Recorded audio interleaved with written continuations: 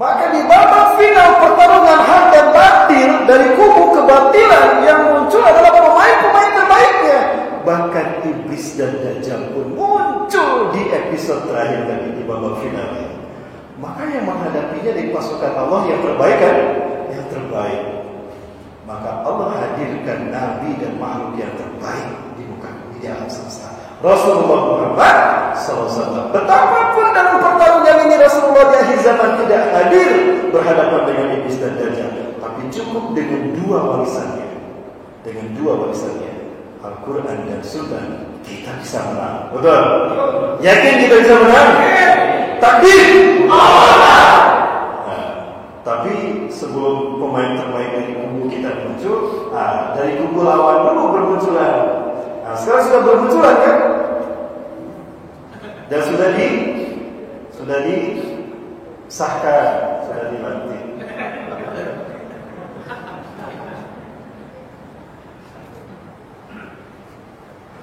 Aman Pak? Aman. Aman ya? Ustaz bukan gitu kan? Yang undang saya. Baik, Bapak Ibu Allah Subhanahu wa taala. Itu alasan kenapa Rasulullah dilahirkan di akhir zaman, untuk membuktikan kualitas Rasulullah SAW. Kekufuran yang sebetulnya milah yang satu apapun modusnya, itu sekarang sampai pada puncaknya. Pusat kulminasi kekuatannya, puncak kekuatannya. Maka dengan sunnah Rasulullah SAW, siapapun yang melakukannya itu yang terbaik di bawah pimpinan Imam Mahdi, maka hancur semua tipu daya iblis. Inilah hebatnya Rasulullah Muhammad SAW. Sallu ala Nabi, Allahumma shalli wa sallim ala Nabi Muhammad. Baik, kembali ke papan tulis. Ini bukan 4 mata, bukan 4 mata. Ini kajian. Baik. Pertanyaannya, betulkah Nabi Isa lahir 25 Desember? Saya tidak yakin. Jangankan dengan keyakinan kita dibantah dengan Quran dan hadis, kita konversikan dengan Bible Lukas dan Bible Matius. Tidak benar Natal 25 Desember bagi kelahiran Yesus atau Nabi Isa AS. Baik, Bapak Ibu sekalian, berikut ini saya perlihatkan satu tayangan sebagai pembuka.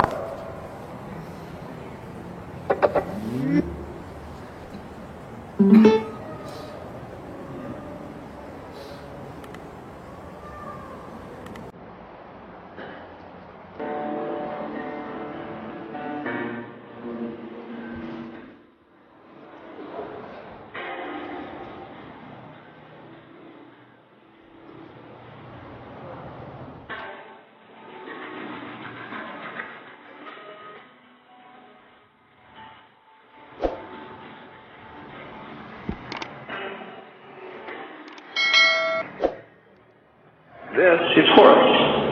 He is the sun god of Egypt of around 3000 BC. He is the sun anthropomorphized, and his life is a series of allegorical myths involving the sun's movement in the sky. Broadly speaking, the story of Horus is as follows. Horus was born on December 25th of the Virgin Isis Mary. His birth was accompanied by a star in the east, which, in turn, 3 kings followed to locate and adorn the newborn Savior.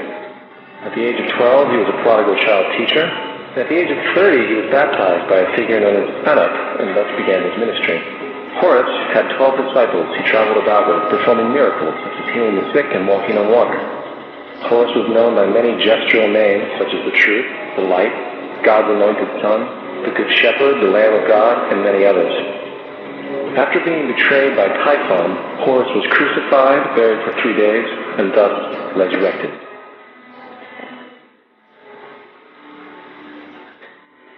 Jesus Christ was born of the Virgin Mary on December 25th in Bethlehem. Ya, sampai hari ini pun orang-orang menduga dan mengatakan Yesus Kristus lahir di Bethlehem. Apakah betul Nabi Isa dilahirkan di Bethlehem? Saya tidak yakin, Bapak Ibu. 2 kali saya ke Bethlehem, saya tidak melihat ada pohon kurma di sana.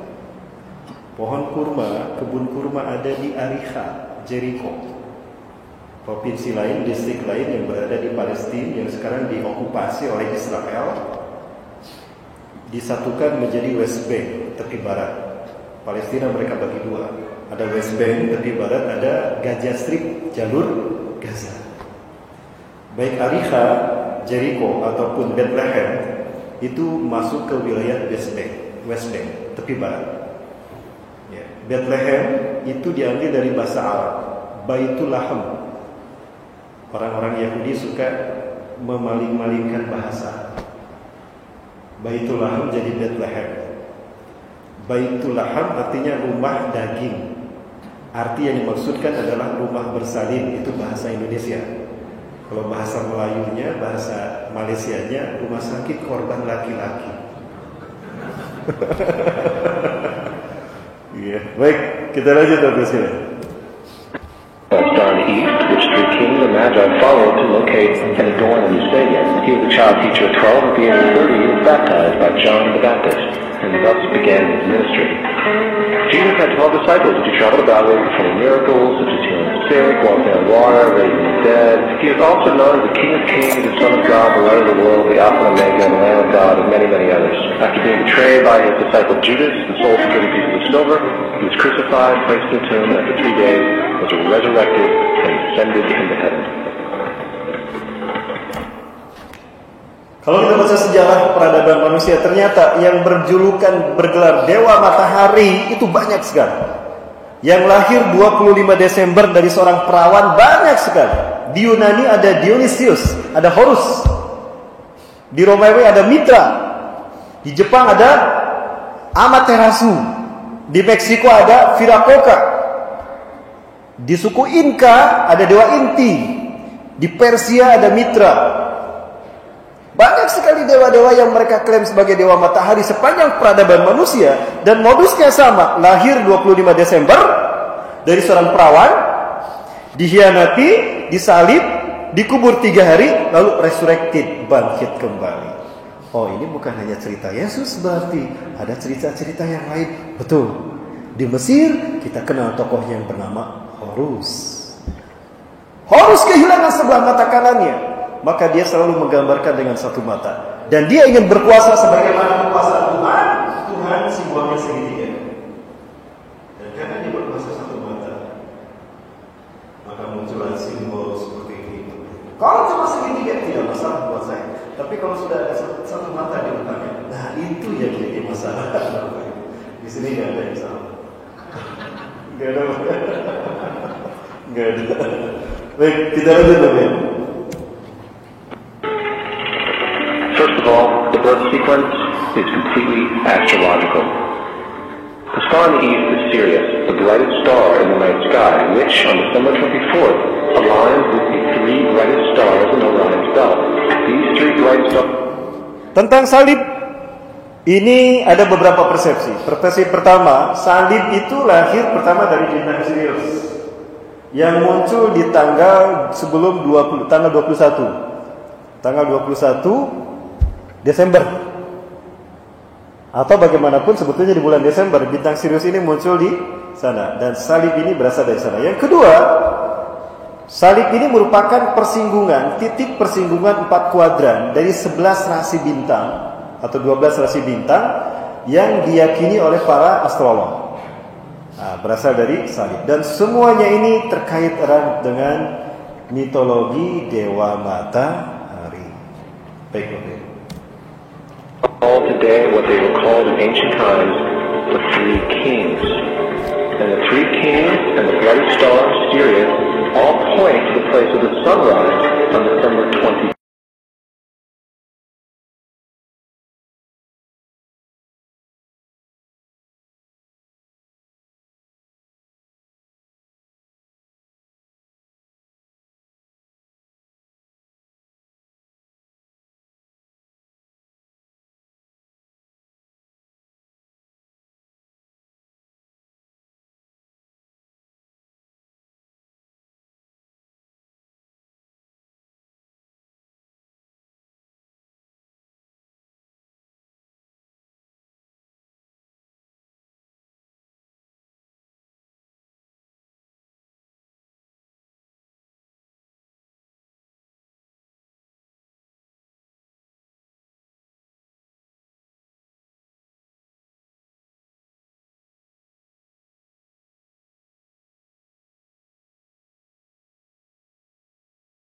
Bismillahirrahmanirrahim. Saya mohon izin memotong-motong Bapak Ibu.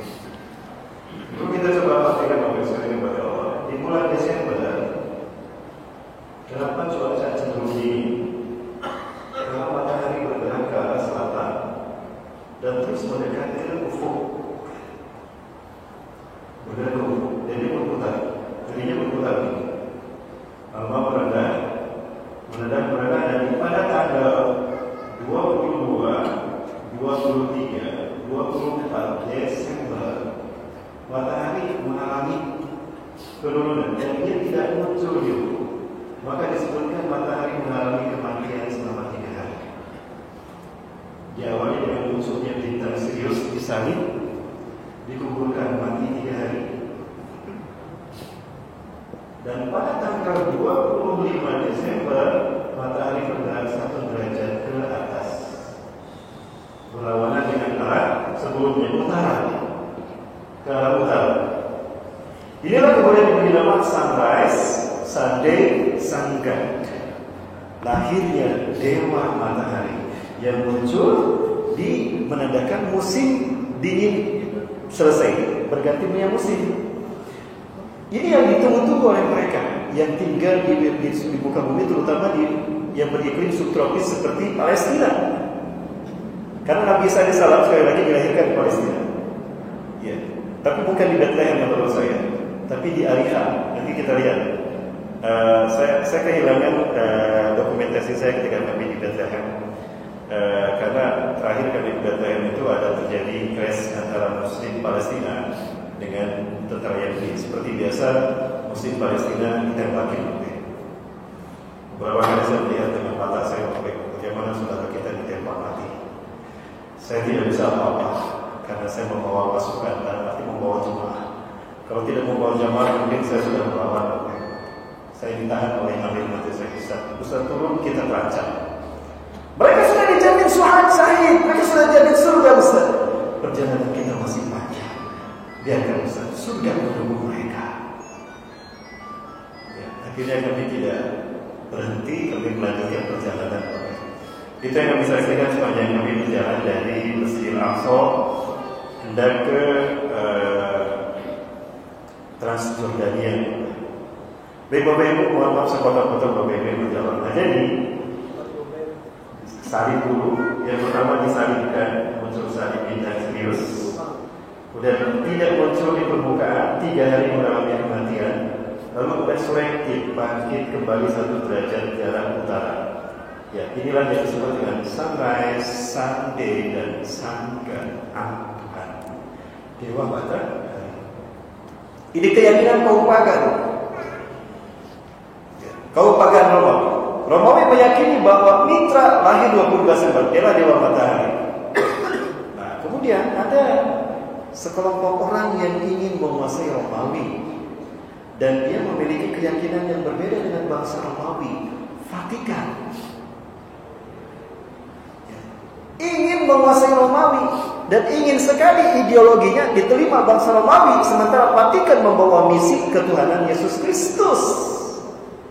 Sementara Romawi meyakini ketuhanan Mitra dewa matahari. Maka dikombinasikanlah keyakinan Vatikan ini dengan keyakinan bangsa Romawi bahwa sosok yang lahir 25 Desember itu adalah reinkarnasi dari dewa matahari sebelumnya. Berikutnya bernama Yesus Kristus. Dengan kemampuan literasi dan propaganda kaum Vatikanus inilah membuat Romawi menerima Yesus sebagai dewa matahari, lahir 25 Desember. Maka Paus Konstantin meresmikan pada tahun 527 Masehi kalau tidak salah, meresmikan bahwa Yesus lahir 25 Desember. Itu Bapak Ibu sejarahnya.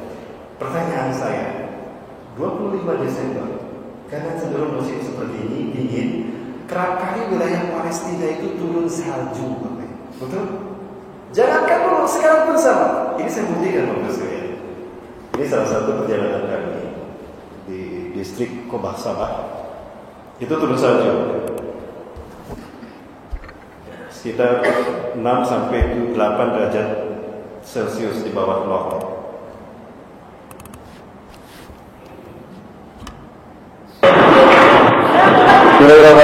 ini saya sedang berada di Kebah Distrik.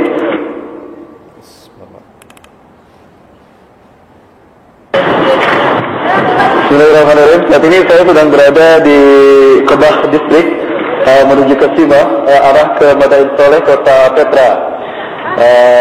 Dan para penonton bisa melihat kita sedang turun salju, dan memang tempat ini adalah tempat yang cukup tinggi. Dari permukaan laut kurang lebih ada 1.600 meter dari permukaan laut. Dan ini tempat yang cukup tinggi, dan kita bisa melihat bagaimana salju turun dingin luar biasa di bawah 0 derajat Celcius. Ya. Selamat berkunjung untuk sahabat Tour and Travel. Assalamualaikum warahmatullahi wabarakatuh. Cenderung di bulan Desember ini turun salju. Pertanyaannya, betulkah Yesus lahir di musim salju? Baik, kita buka Bible Lukas.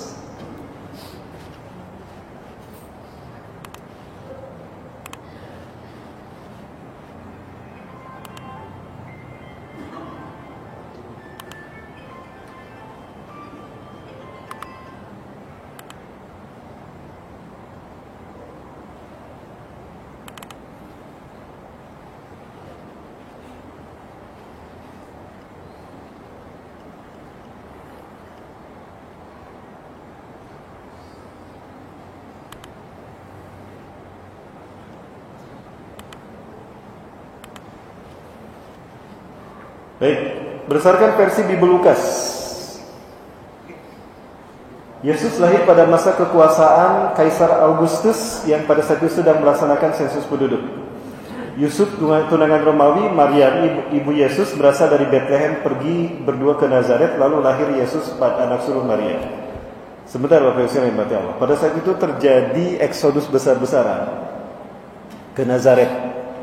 Kaisar Augustus ingin tahu siapa yang menjadi penduduk asli dan berapa banyak pendatang. Di antara pendatang ini adalah Yusuf dan Maria. Saat itu Maria sedang hamil tua, akan melahirkan Yesus. Ya, Maria ketika itu Yesus kemudian dilahirkan di lumbung padi. Kenapa di lumbung padi? Karena banyak yang datang, pemondokan penuh. Ada seseorang yang baik hati, mohon maaf sekali pemondokan saya penuh. Tapi Anda sudah mau melahirkan, aku kasihan kepada Anda, khawatir anak ini tidak bisa diselamatkan. Saya punya lumbung padi, sudah saya bersihkan. Mohon maaf, lumbung padi ini berdampingan dengan kandang sapi. Coba lihat perayaan Paskah. Di lumbung padi kan, dan ada sapinya dan gembala domba. Maka Maria membungkusnya dengan kain lampan dan membaringkannya pada palungan tempat makan sapi domba yang berbuat dari kayu. Peristiwa lahirnya Yesus ini terjadi pada malam hari, di mana para pengembala sedang menjaga kawanan ternak mereka di padang rumput, menggembalakan kambing-kambing mereka. Pertanyaannya, mungkinkah di musim salju padang rumput tumbuh dan para pengembala kami yang mengembalakan kambingnya? Kan tidak logis Bapak Ibu. Jadi bisa dibantah 25 Desember ini dengan Bible Lukas, sementara mereka yakin Bible Lukas adalah kitab suci mereka. Bagaimana Bapak Ibu? Bisa diikuti Bu? Bu bisa diikuti Bu? Halo? Ibu-ibu masih ada? Masih. Jadi gimana? Berarti ini satu poin. Baik, saya tidak lanjut ya. Yang kedua, dengan Bible Matius. Sesudah Yesus dilahirkan di Bethlehem, di tanah Yudea pada zaman Herodes, Bethlehem sekali lagi, bukan Bethlehem saya, di Ariha, Jericho. Datanglah orang-orang Majus sebutan bagi penganut agama Zoroaster yang berpusat di Persia. Agama mereka Zoroaster. Pemuka agamanya disebut Magi. Cara para Magi menyampaikan agama Zoroaster selalu menggunakan trik-trik yang dihadapkan pada api. Karena api simbolisasi dewa matahari. Karena matahari adalah bintang terdekat yang unsurnya api. Dihadirkan api itu di hadapan para Magi. Cara mereka menyampaikan agama Zoroaster disebut magic. Diambil ke dalam bahasa Arab menggunakan huruf sin, jadi majusi. Itu Bapak sekalian. Nah, para penentang Majusi ini menunggu-nunggu kelahiran Yesus. Ya. Ketika mereka melihat bintang di langit bergerak, jadi pada saat itu bintang langit cerah, berbintang. Kemudian ternyata bintang berekor bergerak ke arah rumah di mana Yesus dilahirkan. Maka mereka bersukacita. Ketika masuk ke rumah itu, mereka melihat Maria sudah menggendong anak itu, Yesus sudah lahir. Pertanyaan saya, berdasarkan Bible Matius ini, Yesus lahir ditandai dengan bintang yang bergerak di langit, di samping bintang-bintang yang lain. Berarti langit cerah, betul? Berarti langit cerah sehingga bintang terlihat. Pertanyaannya, mungkinkah di musim salju langit cerah dan bintang terlihat? Tidak. Berarti berdasarkan Bible Matius saja, doktrin bulan Desember kelahiran Yesus Kristus tidak bisa diterima. Apalagi dengan Al-Quran. Baik, kita lihat dulu Bapak sekalian. Bagaimana versi Al-Quran? Surat Maryam. Kalau tadi yang dibaca surat Ali Imran, Pak. Salat Isya tadi surat Ali Imran. Nah, sekarang surat Maryam. Maka rasa sakit akan melahirkan anak memaksa Maryam bersandar pada pangkal pohon kurma. Nah, apakah di Bethlehem ada pohon kurma? Ada memang, tapi hanya sedikit. Pertanyaannya, kok cuma sedikit? Apakah sejak zaman dulu tumbuhnya atau ditanam? Supaya Bethlehem diklaim sebagai tempat kelahiran Yesus. Ia berkata, Maryam berkata, aduhai alangkah baiknya aku mati sebelum ini dan aku menjadi sesuatu yang tidak berarti lagi dilupakan. Maka Jibril menyerunya dari tempat yang rendah. Janganlah kamu bersedih hati. Sesungguhnya Tuhan telah menjadikan anak sungai di bawahmu untuk minum. Dan goyangkanlah pangkal pohon kurma itu ke arahmu. Niscaya pohon itu akan menggugurkan buah kurma yang masak padamu. Jadi menurut ayat Quran ini, Nabi Isa dilahirkan di musim panas, bukan di musim salju. Karena buah kurma berbuah di musim salju. Mungkinkah buah kurma berbuah di musim salju? Tidak. Di musim panas. Kemungkinan di bulan Agustus, bukan di bulan Desember. Dan di kebun kurma. Kebun kurma sejak zaman dulu terkenal ada di Nazaret. Silakan buka sejarah. Ada di Jericho, bukan di Bethlehem. Ya, baik Bapak Ibu yang dirahmati Allah, kita lanjutkan film yang tadi. Nanti kita lihat. Atau saya perlihatkan Jericho, Bapak Ibu.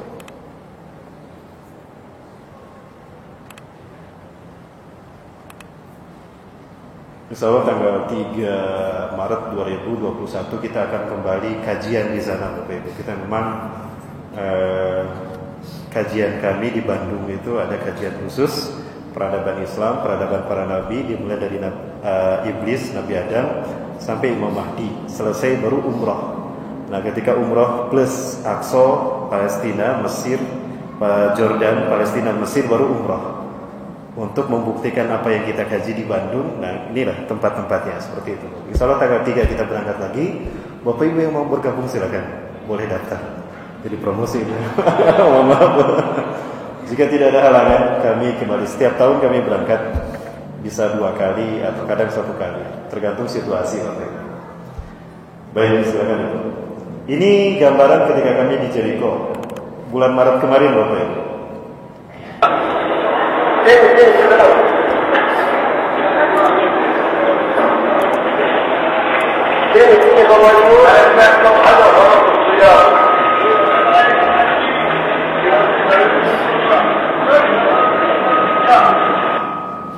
Jadi destinasi pertama yang kita kunjungi kalau kita ke Jericho, Ariha.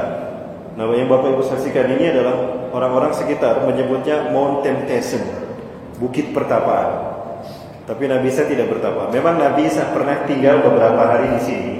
Ketika Nabi Isa dikejar-kejar oleh pendeta Sanhedrin yang menjadi penghasut kepada raja-raja Romawi, salah satunya pada Raja Herodus yang saat itu berkuasa di zaman Nabi Isa dilahirkan. The Great Herodus, itu sebutan mereka. Nah, Nabi Isa pernah bersembunyi di sini, ada buah-buah, Bapak.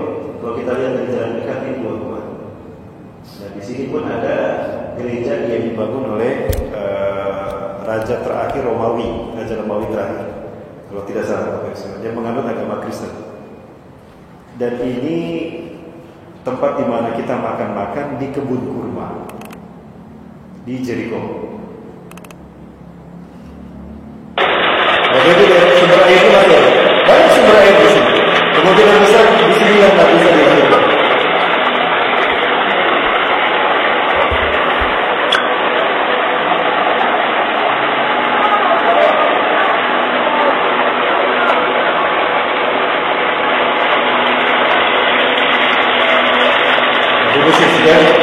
Kebun kurma di mana-mana banyak pokoknya. Jadi di Jericho dan kurma-kurmanya kurma terbaik.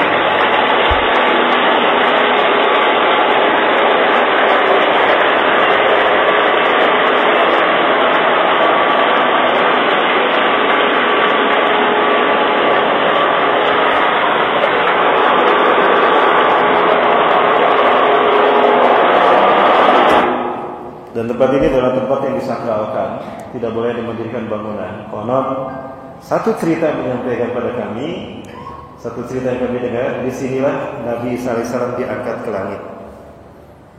Ya, diangkat ke langit. Nah, cerita itu akan kita bahas, oke. Waktu kita masih panjang? Masih panjang? Sampai jam berapa? Siapa? Saya tagih sampai jam 1, Pak ya.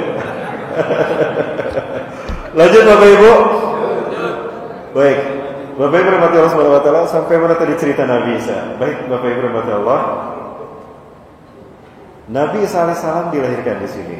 Menurut saya, ya, ini debatable Bapak Ibu sekalian. Kita lanjutkan cerita yang satu ini terkait dengan kelahiran Nabi Isa alaihissalam dan juga bagaimana perjuangan Siti Maryam dikuatkan dan diistiqomahkan oleh malaikat Jibril atas perintah Allah.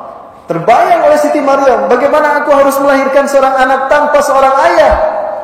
Apa yang harus aku katakan jika manusia berkata, "Man abul li waladik?" Siapa ayah dari anakmu, hai Maryam? Ya, apa yang harus aku katakan, Jibril? Syaratkanlah pandanganmu pada anakmu, maka dia akan menjawabnya. Dan kau katakan ketika manusia berkata-kata, bertanya kepadamu tentang ayah dari anakmu, "Inni nadartu lirrahmani sauman falam ukallima al-yawma insiya." Aku bernazar kepada Allah yang Maha Rahman untuk saum, tidak berkata-kata. Hari ini aku tidak akan bicara pada manusia. Lalu siapa yang menjawab kami? Sampaikan pada kami siapa ayah dari anakmu ini. Maka Siti Maryam menunjukkannya kepada Nabi Isa AS. Maka Nabi Isa pun berkata-kata. Seperti apa penjelasannya? Kita saksikan yang satu ini. Jangan kemana-mana, tetap bersama saya yang satu ini. Lanjut.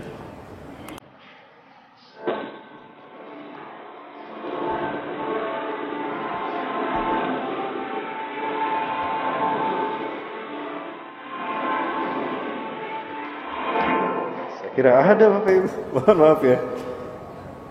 Baik, kita lanjut Bapak Ibu. Masih ada sedikit pembahasan tentang Horus ya.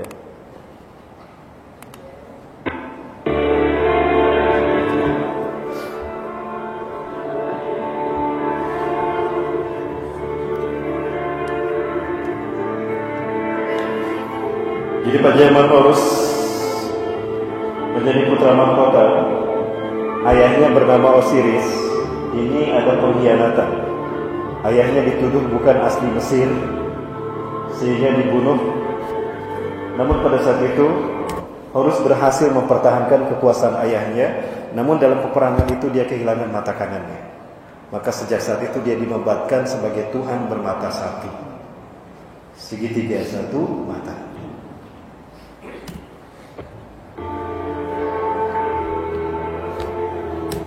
Horus selalu digambarkan dengan kepala burung dengan satu mata. Kenapa harus dengan kepala burung? Burung simbol kekuasaan yang abadi. Setiap negara yang ingin kekuasaannya abadi menjadikan burung sebagai simbolnya. Negara kita simbolnya apa? Apa? Bah? Burung Garuda. Kebetulan atau sesuatu yang sudah direncanakan? Tidak ada yang kebetulan. Sesuatunya terencana dengan baik. Sampai kemarin kemunculannya sudah direncanakan dengan baik.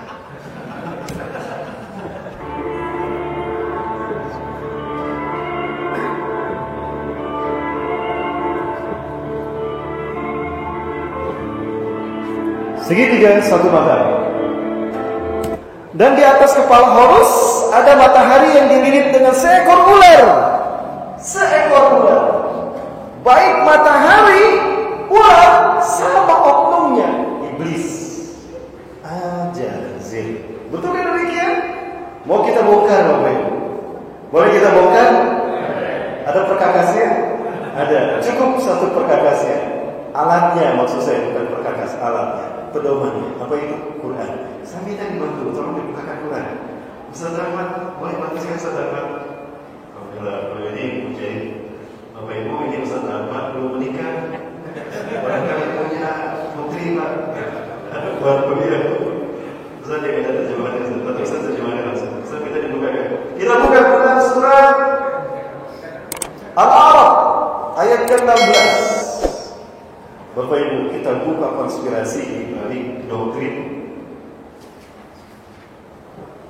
dan kita luruskan tentang nama baik Nabi SAW. Kami punya hak membicarakan ini karena ini terkait dengan Nabi suci Nabi kami, Nabi Isa AS. Karena kami juga memiliki perintah dari Tuhan kami. Allah memerintahkan kami meyakini semua Nabi dan Rasul saya, Nabi dan Rasul kami. Kami juga meyakini bahwa Nabi Isa adalah Nabi dan Rasul Allah, diutus untuk kaum Nasrani. Dan kami punya kewajiban untuk membersihkan nama beliau. Betul? Maka yang kami lakukan sekarang adalah membersihkan citra beliau. Sama sekali beliau bukan Tuhan, anak Tuhan atau satu dari tiga Tuhan. Tidak. Tapi beliau adalah Nabi dan Rasul Allah yang memang diberikan perhatian. Kita buktikan. Artinya ini hak kita untuk membahas ini ya.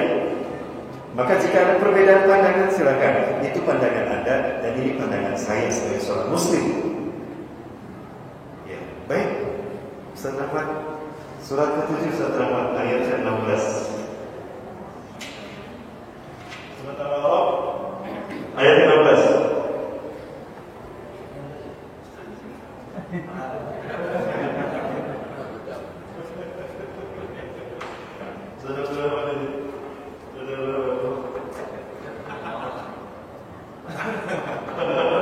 Saya mau baca bagian, tapi saya minta dari Quran.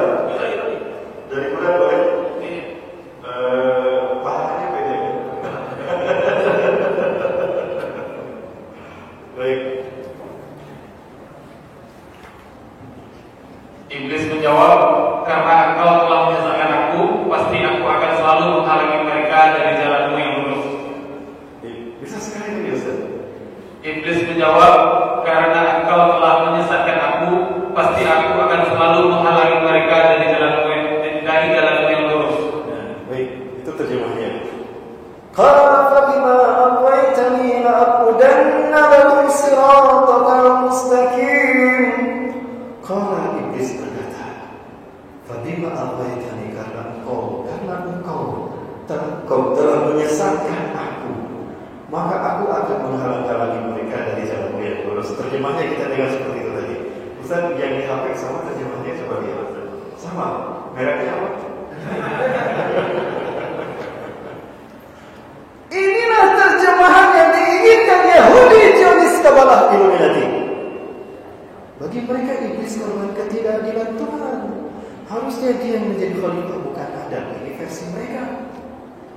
Jadi iblis tersesat karena ada yang menyesatkan. Buktinya terjemahnya seperti itu. Karena engkau telah menyesatkan aku. Engkau di sini siapa? Allah. Dia sedang berhadapan dengan Allah dan iblis berkata, karena engkau telah menyesatkan aku. Berarti iblis tersesat karena ada yang menyesatkan. Siapa yang menyesatkannya? Allah. Dalam ayat itu berarti Allah kan? Engkau ini kepada siapa? Kepada Allah. Benarkah demikian terjemahannya? Ini konspirasi. Aghwaytani memang bentuknya lazim menjadi muta'addi karena mengikuti wajan af'ala. Ya, goa sesat. Tidak ada yang disesatkan, sendiri saja. Tapi kalau agwa menyesatkan, berarti ada yang disesatkan. Tapi betulkah terjemahnya demikian? Tidak. Terjemah yang benar tidak demikian. Karena engkau telah menghukum aku tersesat. Nah, itu terjemahnya benar. Perbuatanku tidak mau sujud kau kepada Adam, kau hukum sebagai kesesatanku, aku terima. la'udanna lahum siratal mustaqim. Aku akan menghalangi mereka dari jalan yang lurus. Pertanyaannya, dia mengatakan siratal mustaqim. Apa arti siratal mustaqim, Bapak Ibu? Jalan yang lurus. Susah saya memahaminya ya. Jalan tol lurus kan? Apakah jalan tol siratal mustaqim? Bahasa Arab ya. Ada tuh, ya siratal mustaqim. Silakan Pak, terus siratal mustaqim. Orang-orang ngomong gitu. Terus Pak ke jalan tol.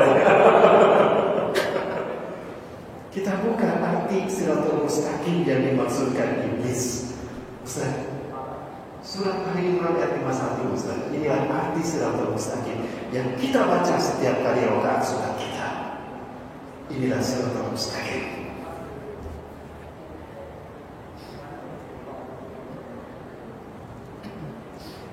Dengan Quran Ustaz, yang baca apa ya? Sesungguhnya Allah itu Tuhanku dan Tuhanmu. Karena itu sembahlah Dia.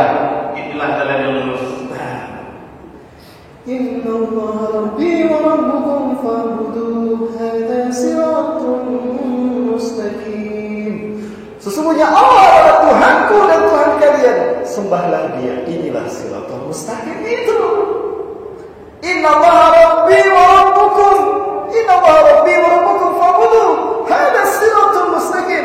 Sesungguhnya Allah adalah Tuhanku dan Tuhan kalian, sembahlah Dia. Inilah siratul mustaqim. Jadi siratul mustaqim adalah menjadikan Allah sebagai satu-satunya Tuhan yang disembah. Sepakat? Berarti siratul mustaqim itu tauhid, betul?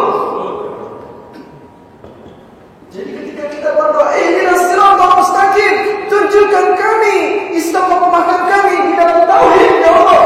Dan inilah semua isi risalah para nabi dan rasul. Wa ma arsalna min qablika min rasulin illa nuhi ilaihi annahu la ilaha illa ana fa'budun. Dan tidak aku mengutus seorang rasul pun Muhammad. Di sana pakai tanwin nakirah untuk menunjukkan kapanpun aku mengutus nabi dan rasul sebelum engkau, dimanapun aku mengutusnya, dan siapapun yang aku utus sebelum engkau Muhammad, aku wahyukan pada mereka sama, la ilaha illa ana fa'buduni. Tidak ada Tuhan selain aku, sembahlah aku. Tauhid. Jadi siratal mustaqim itu tauhid, Bapak. Lalu apa maksud si Ajazil tadi? Surat Al-A'raf ayat 16 tadi kan. Qala fa bima aghwaytani la'udanna lahum siratakal mustaqim. Artinya, karena engkau telah menghukum aku tersesat, perbuatanku tidak mau sujud kepada Adam, engkau hukum sebagai kesesatan, aku terima. Tapi aku akan menyesatkan mereka dari jalan yang lurus. Artinya, aku akan menyesatkan mereka dari tauhid. Artinya apa? Akan ada sosok lain yang disembah selain Engkau ya Allah. Akan ada sosok lain yang disembah selain Engkau ya Allah. Siapa dia? Dewa matahari. Dewa matahari. Baik. Matahari adalah benda langit yang terdekat kepada kita, yang disebut dengan bintang, betul? Bintang terdekat kepada kita, matahari. Unsur terbesar matahari apa? Api kan? Api. Unsur terbesar matahari api. Ya. Siapa makhluk yang Allah ciptakan dari api? Jin. Iblis. Ajazil. Jin yang paling takwa apa ini? Luar biasa. Selama hidupnya tidak pernah maksiat kepada Allah. La ya'sullaha madama hayati wa la tarfata 'ain. Baca dalam tafsir Ibnu Katsir. Siapa Ajazil? Dia tidak pernah maksiat kepada Allah sedikit pun sepanjang hidupnya, tidak pernah. Enggak pernah maksiat sedikit pun selama ribuan tahun, bayangkan. Enggak pernah maksiat. Kita bisa enggak maksiat setiap hari, satu hari tanpa maksiat bisa? Saya enggak bisa, susah. Mau kajian tentang kelahiran Rasulullah dulu dan saya baca surat, saya hafalkan surat Al-Qalam. Sepanjang jalan saya baca Al-Qalam.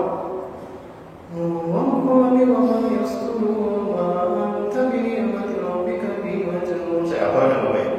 Berhenti di lampu merah, seseorang lewat. Astagfirullahaladzim. Itu susah. Saya ingin menjaga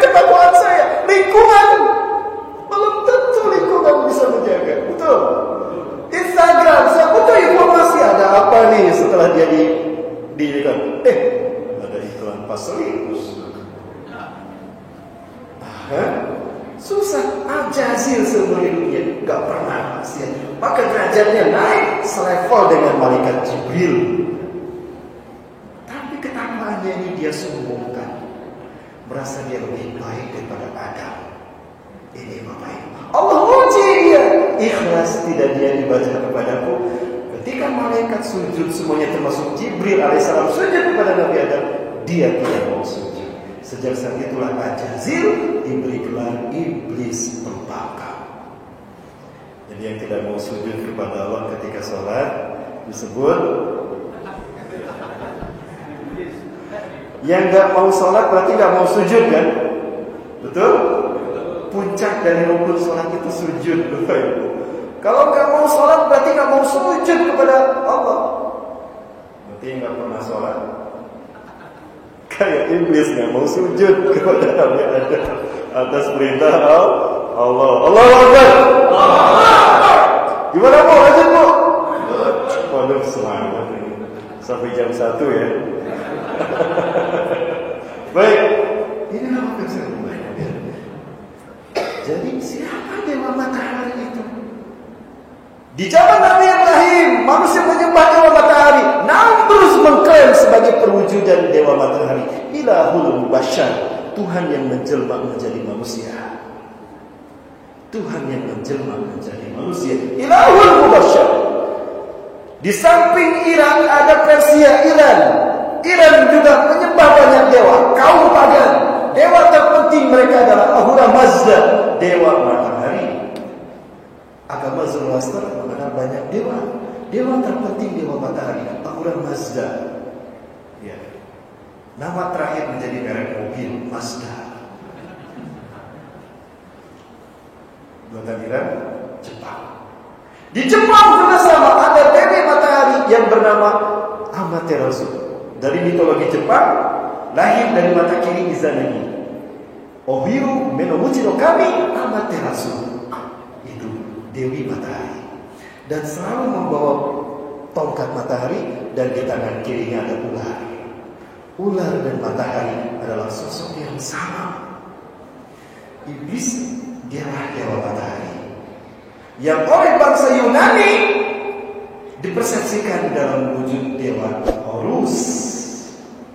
Dewa Horus bahkan disembah diagungkan setiap tahun melalui sebuah ritual pawe obor keliling kampung, keliling negeri. Obor diarah dari satu kampung ke kampung sampai kepada kaisar. Sang kaisar menunggu di bukit Olympus. Diterima itu obor di bukit Olympus. Pada obornya tanda cuma satu periode itu kaisar. Asian Games mati Pak ya? Maka harus naik jadi 2 periode.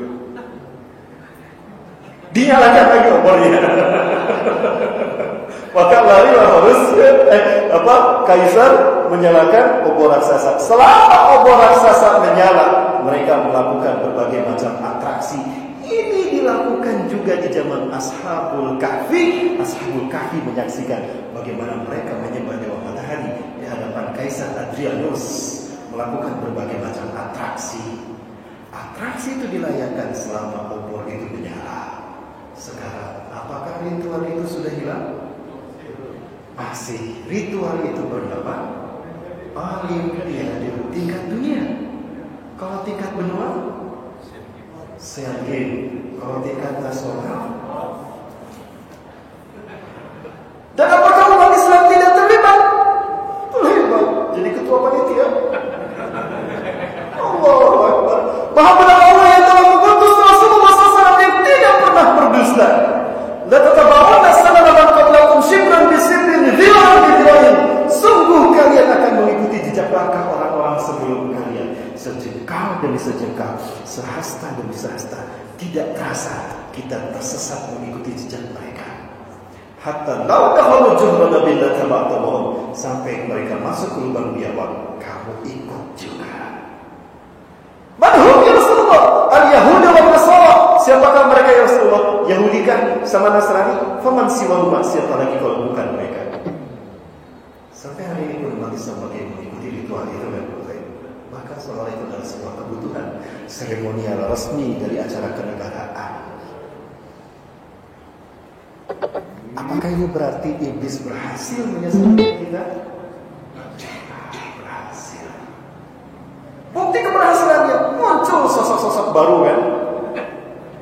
Lagi-lagi ke situ, lagi-lagi ke situ. Baik, Bapak Ibu berkata Allah. Jadi gimana lanjut? Kita lanjutkan kembali filmnya. Jadi bisa diikuti Bapak Ibu ya. Nah, ketika iblis diturunkan ke bumi, Nabi Adam diturunkan di makanin Allah fawqal ardi. Nabi Adam diturunkan di permukaan bumi paling tinggi. Maka para ahli sejarah sepakat Nabi Adam diturunkan di Nepal, di Mount Everest Himalaya, puncak tertinggi di muka bumi. Di makanin Allah fawqal ardi. Kemudian Siti Hawa diturunkan di satu tempat, kemudian diberi nama Jidah. Jidah itu artinya nenek.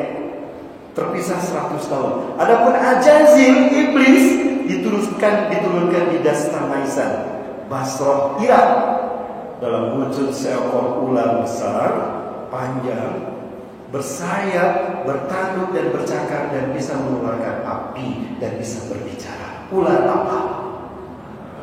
Ular. Dari situlah sejarah dragon ular naga. Dulu satu gelung manusia, dahsyat fitnahnya. Baru dengan satu naga, sekarang 9 naganya. Tidak heboh gimana? 9 naganya. Yang tadi naga jadi kucing, jadi cacing. Ya Pak ya? Yang tadinya naga jadi cacing ya Pak ya? Sungguh sangat menyedihkan. Terjadi di sebuah negeri terberantak. Yang didukung sekarang di istana, yang mendukung sekarang di penjara. Betul Bapak Ibu? Tahu maksud saya? Yang didukung di istana sekarang kan, dua-duanya. Yang mendukung di penjara. Selamat datang di negeri akhir zaman, di negeri 9 negara. Allahu Akbar. Astagfirullah. Lanjut Pak ya? Masih jauh ke jam 1. Baik Bapak Ibu sekalian. Jadi sosok dewa matahari itu ular juga kan? Ular juga. Dan dialah yang ingin menyesatkan kita. Ini Bapak Ibu, berat resiko saya menyampaikan ini. Tadinya saya ingin menghukumkan, baru 2 bab saya, banyak yang menyerang saya. Maka saya belum selesai menuliskan buku saya ini. Tadinya saya ingin bikin buku judulnya dari 0 sampai, dari A sampai Z, dari sejarah manusia, the human civilization from zero to the end, from begin to the end. Ingin saya bikin judul seperti itu. Baru 2 bab saya sudah diserah, blog saya diserah dulu. Akhirnya saya sembunyikan. Sampai hari ini saya tidak mengaktifkan blog oleh tangan saya sendiri, tidak. Tapi kalau ada yang mau menyempurnakan silakan, saya berterima kasih. Baik Bapak Ibu, kita lanjutkan tayangan satu ini.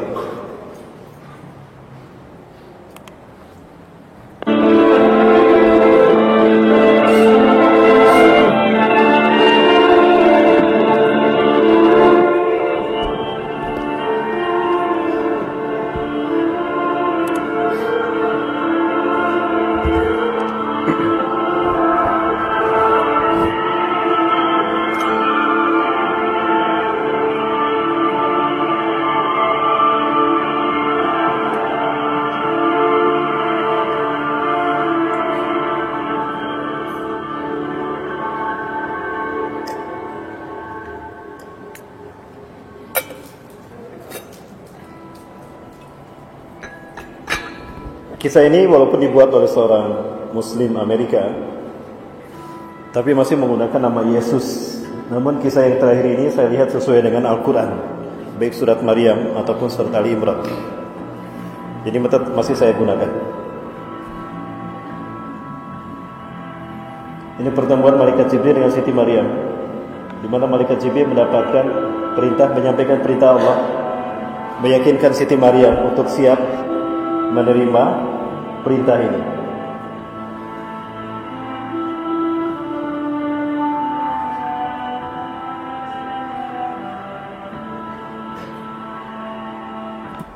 Mohon maaf, boleh saya potong Bapak Ibu? Baik. Ini kisah yang benar. Tapi muncul kisah tandingan. Dan ini dikarang oleh para pendeta Sanhedrin yang berada di Palestina, di Masjidil Aqsa. Di zaman Nabi Zakaria. Saat itu Nabi Isa masih kecil, baru 7 tahun. Nabi Isa itu hampir seusia dengan Nabi Yahya. Sehingga kedua-duanya dibawa oleh Nabi Zakaria kemana? Ke Masjidil Aqsa. Ini saya perlihatkan Masjidil Aqsa Bapak Ibu.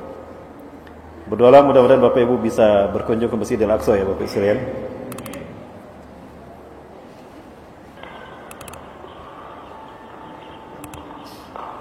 Ini dia Masjidil Aqsa. Saat itu saya bekerjasama dengan bukan bersama ya dengan Abu Tur Bapak Ibu. Ini 2017. Film yang saya ambil dari 2017. Nah, ini banyak pohon zaitun di kanan kiri kita.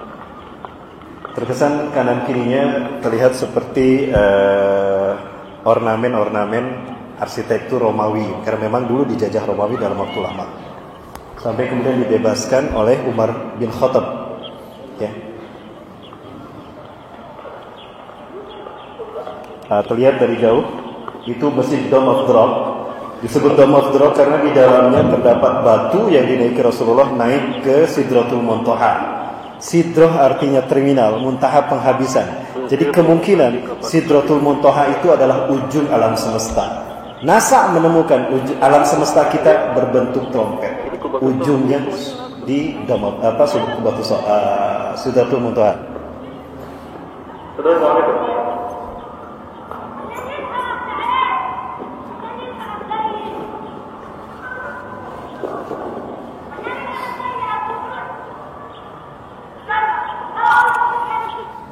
Ini Masjid Dome of the Rock dalam jarak dekat.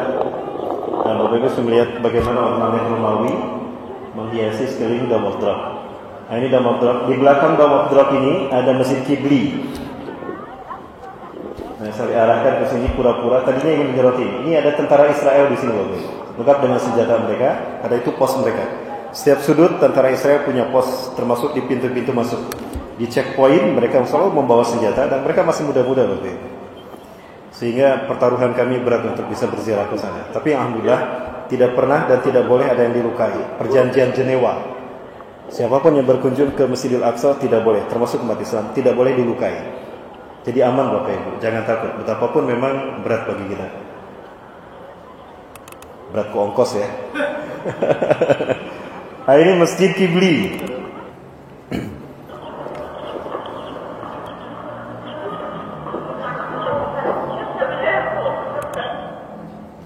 Cantik-cantik bang. Bu, saya ke Jordan, ke Palestina, ke Mesir, cantik terutama di Jordan dan Palestina. Bu. Susah saya berkedip pak. Cantik semua ini, gak ada yang jeleknya. Usah juga manusia pak. Baik. Nah, ini Masjid Qibli. Nah, ini Masjid Qibli. Disebut Masjid Qibli karena disinilah sholat pertama kali menghadap ke kiblat. Setelah turunnya Al-Baqarah 144. Dan Bapak Ibu rahmati Allah, disinilah Nabi Zakaria selalu membawa Nabi Yahya dan Nabi Isa alaihissalam. Ya, diajak ke sana. Di sini pula para pendeta Sanhedrin mereka menceramahkan kajiannya. Dalam satu momentum mereka menyampaikan Taurat, tapi Nabi Isa kaget. Kok Tauratnya beda dengan apa yang Allah ilhamkan kepada beliau kan? Di dalam surat Maryam tadi, surat Ali Imran tadi dibahas bahwa Nabi Isa tidak hanya mendapatkan Injil, tetapi juga Taurat diilhamkan oleh Allah. Tujuannya apa? Allah Maha tahu. Mereka akan memalsukan Taurat. Maka para pendeta Sanhedrin yuharifuna al-kalima an mawadih. Mereka menghapus Taurat dari tempatnya. Thumma yaktubuna al-kitaba bi aydihim. Lalu mereka menuliskan Alkitab dengan tangan mereka. Dengan ayat-ayat yang baru. Tsumma yaquluna hadza min indillah wa ma huwa min indillah. Lalu mereka mengatakan ini datang dari Allah, padahal bukan dari Allah. Maka ketika para pendeta Sanhedrin ceramah di sini tentang Taurat, terdengar sama Nabi Isa, bohong mereka. Itu bukan Taurat. Itu gubahan kalian. Nabi Isa yang masih kecil, Pak, usia 7 tahunan kurang lebih, naik ke atas bangku, ditunjuk tuh mereka. Wailun lakum, celaka kalian. Innakum tuharifuna al-kalima mawadhi'. kalian telah menghapuskan Taurat dari tempatnya. Celaka kalian. Taurat tidak seperti itu. Nih, Taurat yang kamu maksudkan tentang itu adalah ini ayatnya. Bla bla bla. Disampaikan oleh Nabi Isa alaihi salam. Nabi Isa baru 7 tahun. Maka para pendeta Sanhedrin mereka sadar, dan mereka kesal juga. Kebohongan yang mereka lakukan terbongkar oleh Nabi Isa. Setiap kali para pendeta Sanhedrin ceramah dibantah sama Nabi Isa, maka mereka merasa terancam. Berkumpullah mereka bersiasat. Ini anak harus kita singkirkan. Betul. Tidak cukup disingkirkan. Jadi apa? Bunuh dia. Tapi bagaimana kita membunuhnya? Kita pesuruh Tuhan. Tidak boleh kita mengotori darah-darah kita, tangan kita dengan darah-darah, apalagi Nabi dan Rasul Allah. Gampang. Kita kan sudah terbiasa ngarang, bikin cerpen. Kita bikin skenario. Kalau mereka adalah teroris, maka kita tangkap di kilometer astagfirullah. Keceletot saya Bapak Ibu. Mohon maaf Bapak Ibu yang keceletot. Astagfirullahaladzim. Ustaz maaf keceletot saya.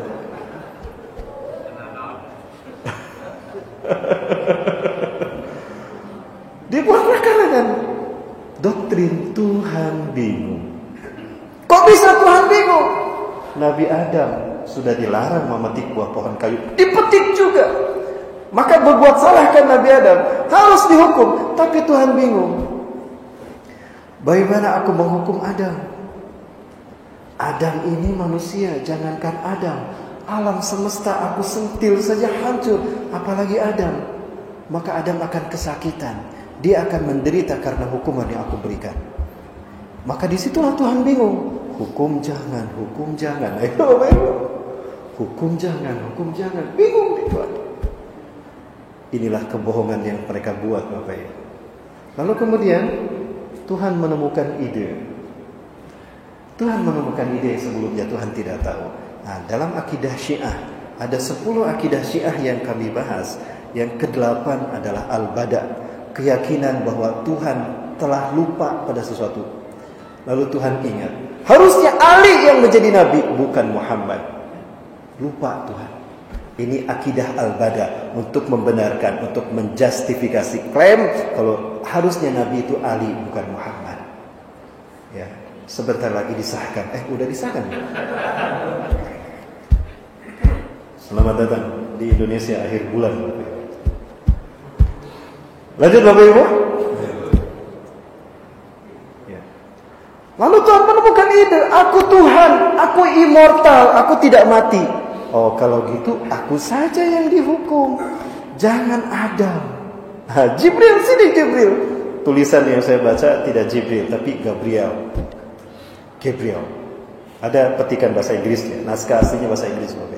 Itu petikan yang saya baca sudah tahun 1997. Tahun 97 saya baca petikan Injil Barnabas itu. Dan ini ada kebohongan-kebohongannya dibuka oleh penerbit pada saat itu. Ini sudah lama sekali saya berbaca di perpustakaan daerah Bapak Ibu di Jawa Tengah. Tahun 97 waktu saya masih kuliah. Itu tugas akhir saya Bapak Ibu. Bapak Ibu rahmati Allah Subhanahu wa taala. Masih ada waktu ya? Bu, masih tetap dilanjut boleh Bu?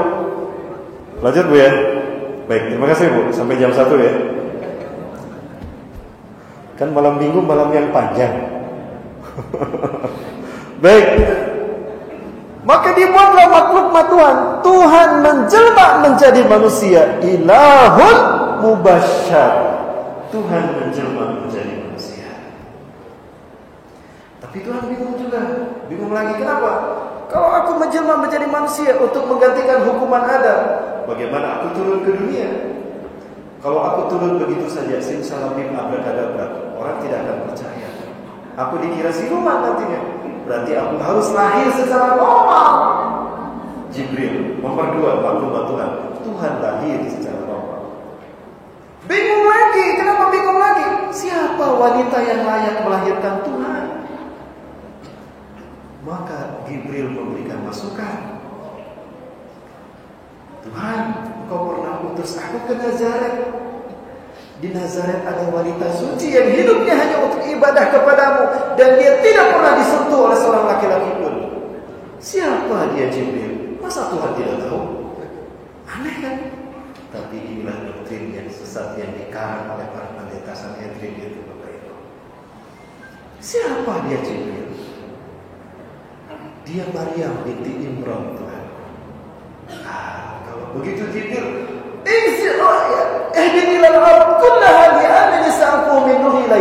turunlah Jibril ke bumi, sampaikan pada Maryam, aku akan meniupkan sebagian ruhku, sehingga lahirlah aku dari rahimnya untuk menebus dosa Adam. Dari sinilah lahirnya Yesus, lahir untuk menebus dosa manusia. Maka dia harus disalib. Dari sini doktrin itu lahir, dan ini menjadi keyakinan agama besar di dunia. Betul? Setiap tahun mereka merayakan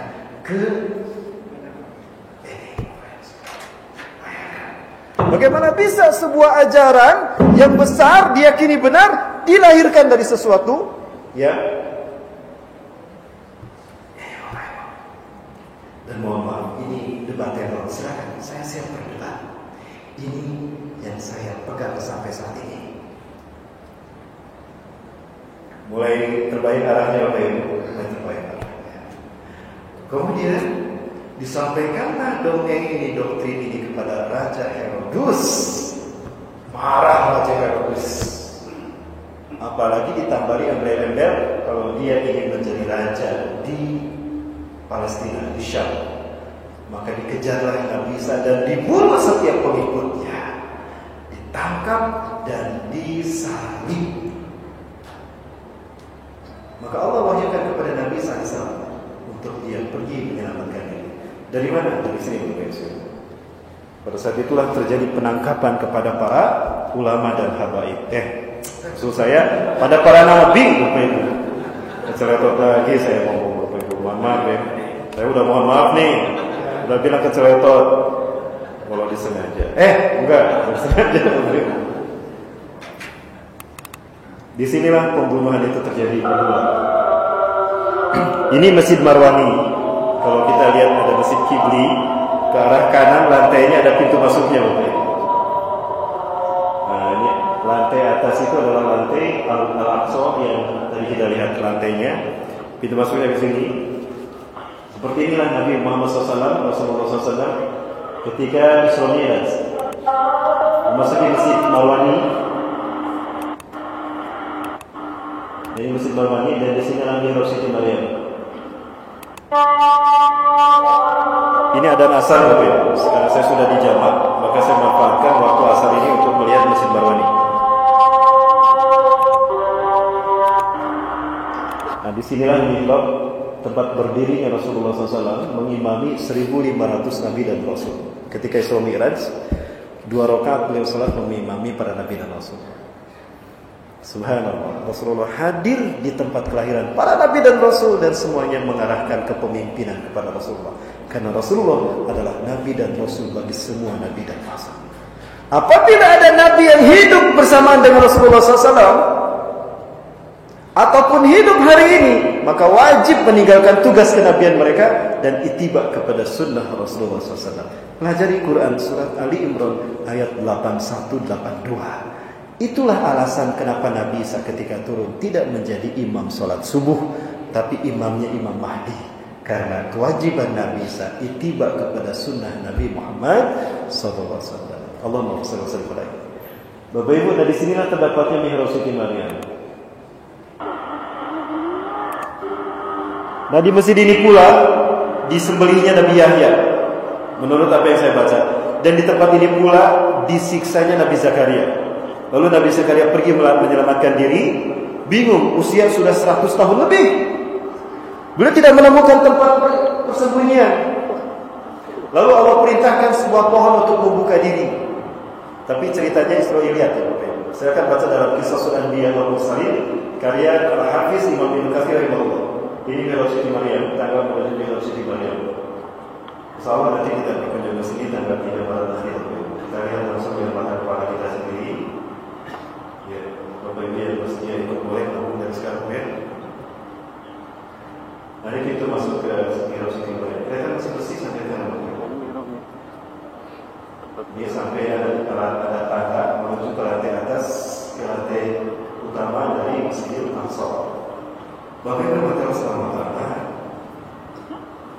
ada pohon membelah diri.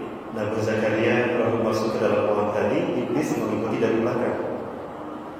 Ya, sorban ketika pohon ini Nabi Zakaria masuk, pohonnya nutup kembali, tapi sorbannya ditarik. Sehingga ketika pohon nutup, sorbannya kelihatan. Maka tentara Romawi menemukan pohon di mana Nabi Zakaria bersembunyi. Si kakeknya pun di sini, pintar kamu kek bersembunyi di dalam pohon. Akhirnya digergaji. Ketika digergasi pohon tadi, Nabi Zakaria menjerit.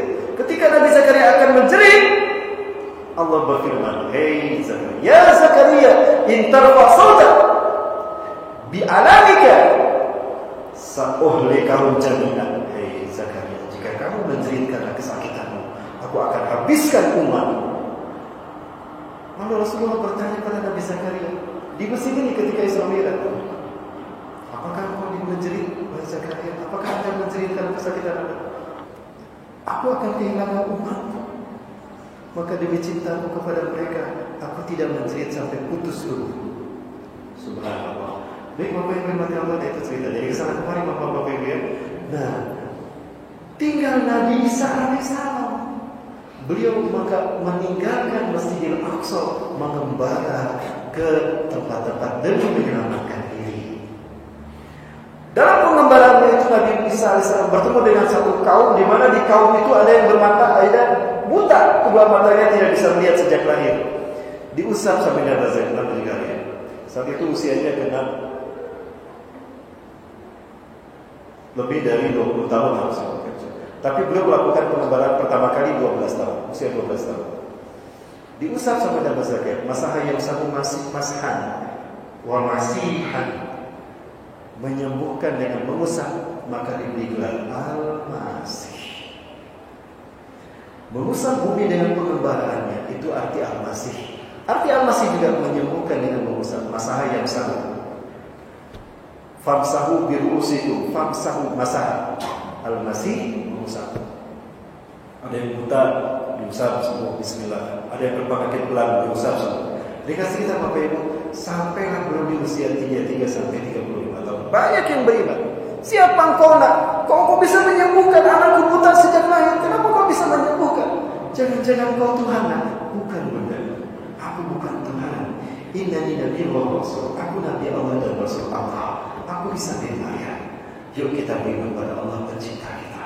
Siapa Allah itu? Nah, di situ Nabi bisa dakwah. Maka banyaklah kemudian pengikutnya yang disebut dengan Nasrani. Itu sifatnya, orangnya disebut Nasoro. Ada yang mengatakan, kenapa mereka disebut Nasoro? Karena mereka tolong-menolong sesama mereka. Yang suruh ba'dul, Nasoro yang suruh, maka disebut Nasoro. Kelompok mereka disebut Nasrani. Kemudian di antara mereka ada yang beriman.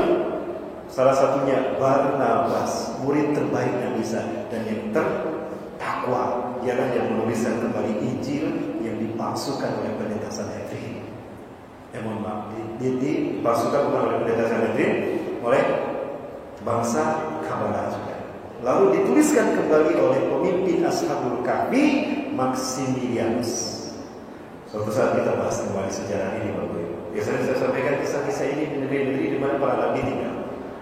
Ya, baik Bapak Ibu, kemudian sampailah Nabi Isa pada satu pengembaraannya, di mana yang terakhir Nabi Isa akan diangkat ke langit. Nabi Isa berpesan, kalau di antara kalian ada orang yang berkhianat kepadamu, dan dia akan menggantikan tempat kedudukan. Dikasih cerita Bapak Ibu, datang seseorang, celaka kita. Kenapa? Raja Herodes dan tentara Romawi datang. Mereka diikuti oleh para pendeta Sanhedrin yang telah menghasut mereka. Anda akan ditangkap, wahai Nabi Allah. Hendaklah Anda bersembunyi. Betul. Ini satu perpisahan kita. Tapi siapa yang akan menolong aku untuk menegakkan agama Allah? Man ansari ilallah, qala al-hawariyuna nahnu ansar. Jangan khawatir lagi. Kami akan menolong agama Allah. Seperti yang silakan Anda tunaikan perintah Allah. Maka saat itu Bapak Ibu berpisahkan semuanya dan bersembunyi. Nabi Isa bersembunyi di semak belukar. Dikasih kita datang Herodes dan tentara Romawi. Aku tahu kalian bersembunyi sekitar sini. Begini saja. Sebelum aku perintahkan pasukanku untuk menjaga kalian, termasuk engkau Isa bin Maryam, aku tawarkan siapa di antara pengikut Isa bin Maryam yang mau memberitahukan kepadaku di mana Isa Al-Masih bersembunyi, aku akan mengangkat dia sebagai patih kerajaan, dan aku akan memberikan dia sepertiga harta kerajaan. Di tengah-tengah mereka 12 pengikut Nabi Isa ditambah satu, Yudas Iskariot. Dia penyusup. Dia butuh kekuasaan untuk mempengaruhi manusia. Dia butuh harta untuk keliling dunia. Dialah yang berkhianat. Dia keluar dan mengatakan, aku tahu di mana Al-Masih bersembunyi. Di sana. Mau ikut aku? Aku yakinkan bisa ada di sana. Ayo ikut aku. Tapi aku tagih jabatan sebagai patih dan harta. Aku pastikan kamu dapat. Tunjukkan di mana Isa bin Maryam. Ayo ikut aku. Di saat dia akan memasuki di mana Nabi Isa bersembunyi, Allah berfirman kepada Nabi Isa. Ini ada dalam Quran surat Ali Imran ayat ke-55. A'udzubillahi Bismillahirrahmanirrahim. Isqalallahu ya Isa inni mutawaffika. Ingatlah ketika Allah berfirman, hai Isa, sesungguhnya aku akan mewafatkan engkau. Apa arti wafat? Arti wafat apa? Bu, arti wafat apa, Bu? Selama ini kita mengetahui dan meyakini wafat itu mati, betul? Tolong bacakan Quran surat Al-An'am ayat ke-60, Ustaz. Kita lihat apa arti wafat dalam Quran surat Al-An'am ayat ke-60.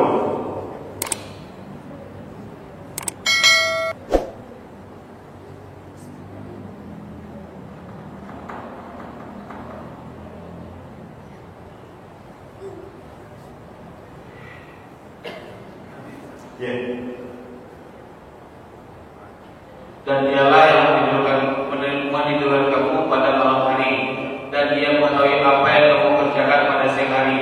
Kemudian dia membangunkan kamu pada siang hari untuk disempurnakan umurmu yang telah ditetapkan. Kemudian kepadanya tempat kamu kembali, lalu dia memberitahukan kepadamu apa yang telah kamu kerjakan. Nah, itu arti wafat, Bapak. وهو الذي يتوفاكم بالليل ويعلم ما جرحتم بالنهار. Dan dialah Allah yang telah menidurkan kamu. Yatawaffakum. Dialah Allah yang telah mewafatkan kamu, menidurkan kamu di waktu malam. Dan Allah mengetahui apa yang kau lakukan di siang hari. Berarti Nabi Isa tidak wafat, tidak mati, tapi tidur. Wafat itu artinya tidur, Bapak Ibu, bukan mati. Mati baru mau. Itu bahasa Arab juga. Mati bahasa Arab, wafat bahasa Arab.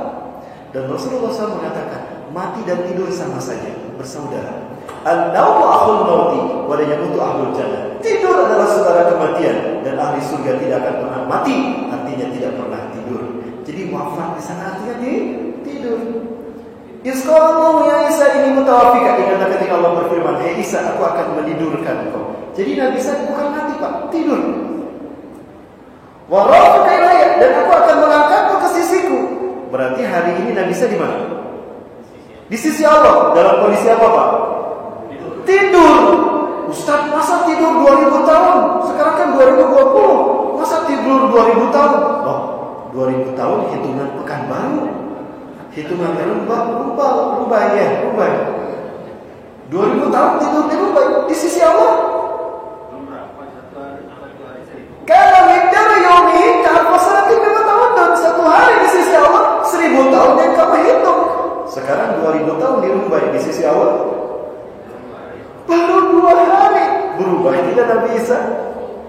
Berarti Nabi Isa baru 2 hari tidur di sisi Allah. Berarti Nabi Isa masih hidup kan? Yakin Nabi Isa masih hidup?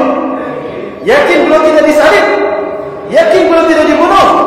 Lalu siapa yang disalib dan dibunuh? Ali surat An-Nisa ayat 157. Surat An-Nisa ayat 157. Mulai mendekati akhir, Bapak. Tapi sebelum tutup, mohon maaf, nanti saya ingin menyampaikan tentang Palestina sekitar 10 menit. Boleh Bapak Ibu? Ini pembahasan kita menyampaikan pada akhir. Silakan. Surat An-Nisa ayat 157. Dan kami hukum juga mereka karena ucapan mereka. Sesungguhnya kami telah membunuh Al-Masih Isa putra Maryam, yang mereka ejek dengan menamainya Rasulullah, padahal mereka tidak beriman kepadanya. Mereka mengatakan telah membunuhnya, padahal mereka tidak membunuh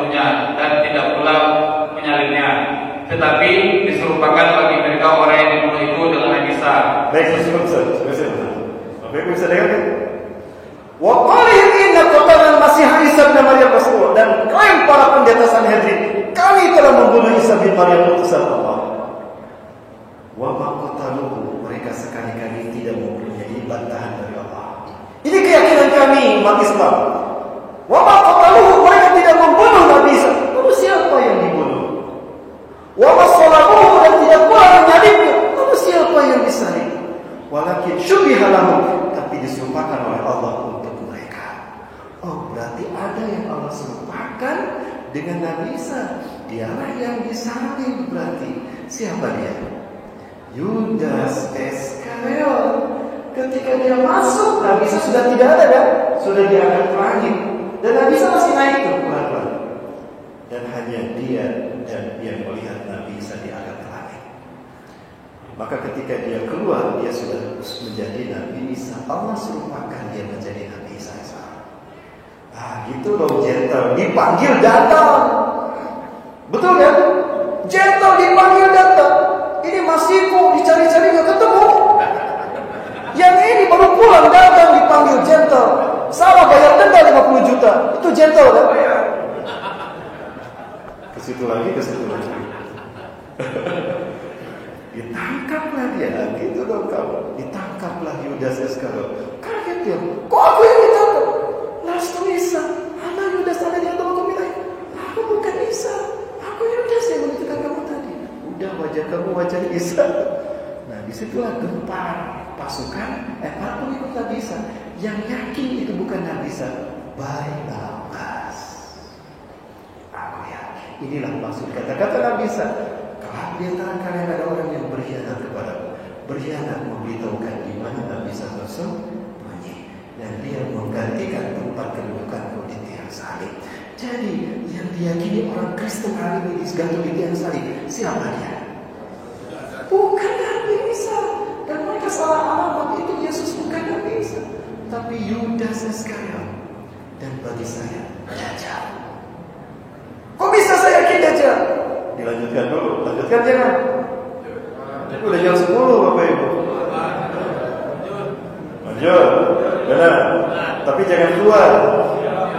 Kami ingin penggalangan dana, boleh Bapak Ibu. Dan saya perlihatkan bagaimana pembantaian di Palestina yang kami saksikan Bapak Ibu. Tapi mohon maaf, saya perlihatkan berdarah-darah. Tapi inilah nasib saudara-saudara kita. Mereka rela dibanting berdarah-darah demi menunggu kedatangan kita untuk membebaskan mereka.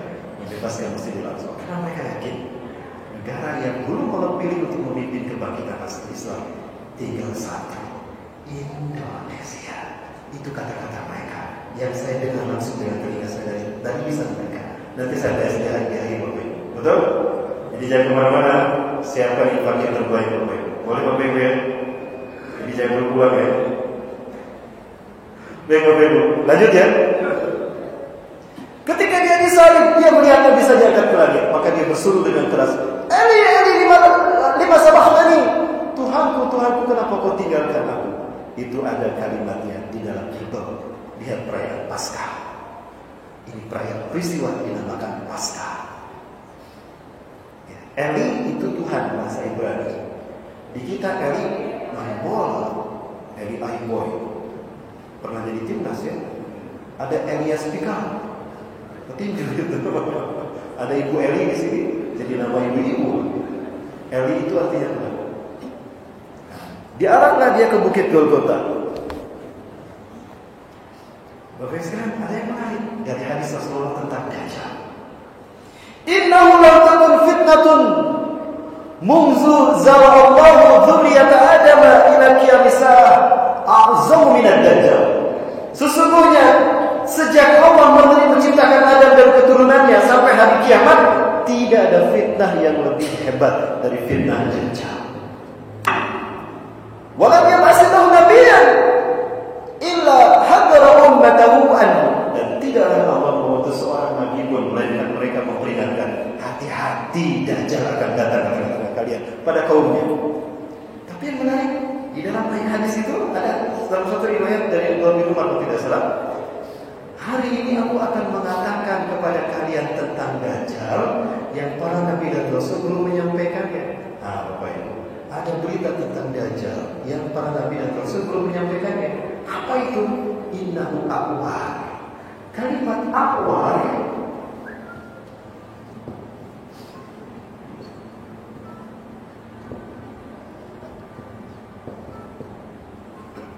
sesungguhnya di awalnya ini bukan buta, Bapak Ibu.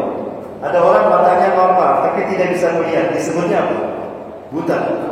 Kalau menurut saya bukan hanya sekedar buta, tapi pecah mata kanannya. Innahu aqwar. Cuma Rasulullah yang tahu. Sesungguhnya dia pecah mata kanannya dan Allah tidak pecah. Ada manusia yang pecah matanya satu mengaku Allah, Dajjal. Pertanyaannya, kenapa cuma Rasulullah yang menyampaikan kalau dia pecah mata kanannya? Seolah-olah Nabi dan Rasul yang lain mereka menyangka Dajjal normal kedua matanya. Memang. Kenapa cuma Rasulullah yang menyebutkannya, Bapak Ibu? Yudas Iskariot yang Allah semakan menjadi Dajjal, menjadi Nabi Isa. Saya tahu lagi. Diarah ke Bukit Golgota. Herodes memegang pedang di tangan kanannya, Old Testament, Perjanjian Lama di tangan kirinya. Itu pedang ditusuk-tusukkan ke tubuh Yudas yang dikira Yesus Kristus, Nabi Isa. Ada darah banyak, darah bercucuran, diambil darah itu diminum. Mereka berkeyakinan apabila ada bagian tubuh Yesus bersatu dengan tubuh mereka, mereka tidak akan pernah disentuh api neraka. Lihat, agama Kristen ada 7 rukun.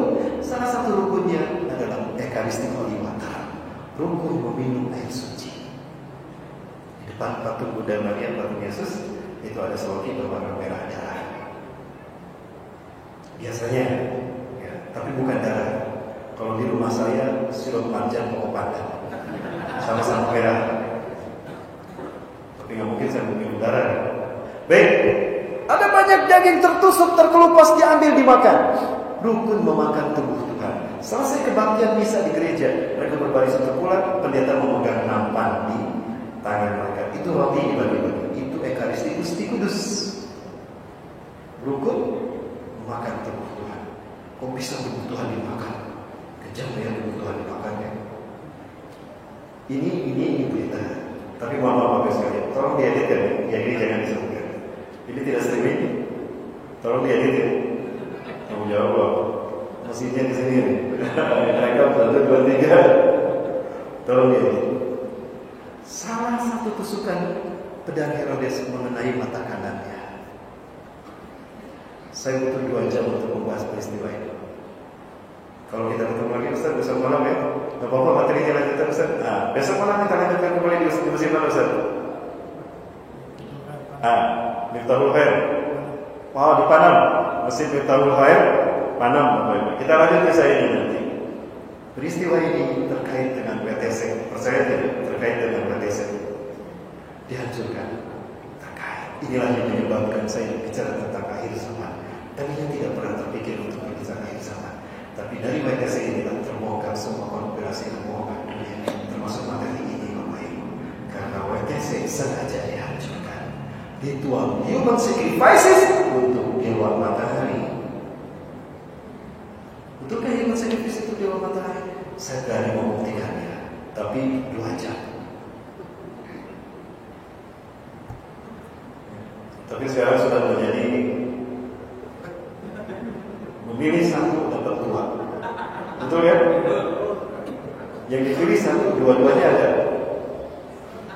Aduh, kesini Bapak Ibu. Tolong diedit ya. Baik Bapak Ibu kata Allah. Nah inilah yang kemudian dialah Dajjal. Barnabas yang dia Dajjal. Untuk membuktikan dia Dajjal, dikubur dia 3 hari 3 malam dibiarkan. Barnabas diam-diam di malam yang ketiga menggalinya, masih hidup. Oh berarti Yudas adalah Dajjal. Bapak Ibu, siapakah Dajjal ini? Dajjal lahir menurut data yang kami kaji, Bapak Ibu sekalian, dan ini debatable, silakan.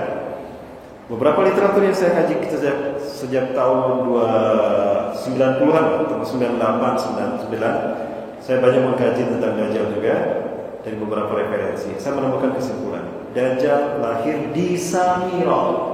Samirah adalah satu kota besar di Palestina. Karena dia lahir di Samirah, maka dia bernama Samiri. Dialah yang pernah ada nama Samiri?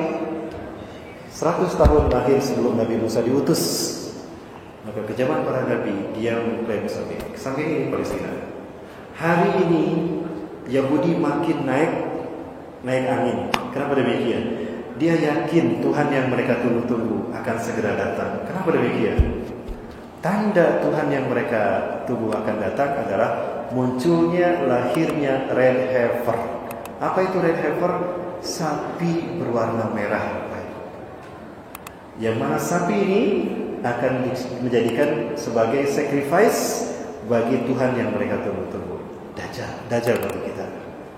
Mana sapi merahnya? Bapak Ibu bisa perlihatkan pada Bapak Ibu sekalian.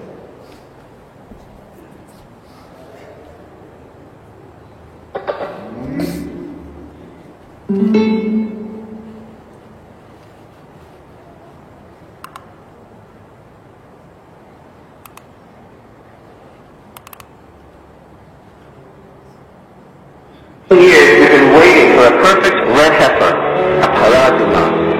You know, people think that finding a real red heifer is impossible, but the truth is, there are thousands of red cows throughout the world.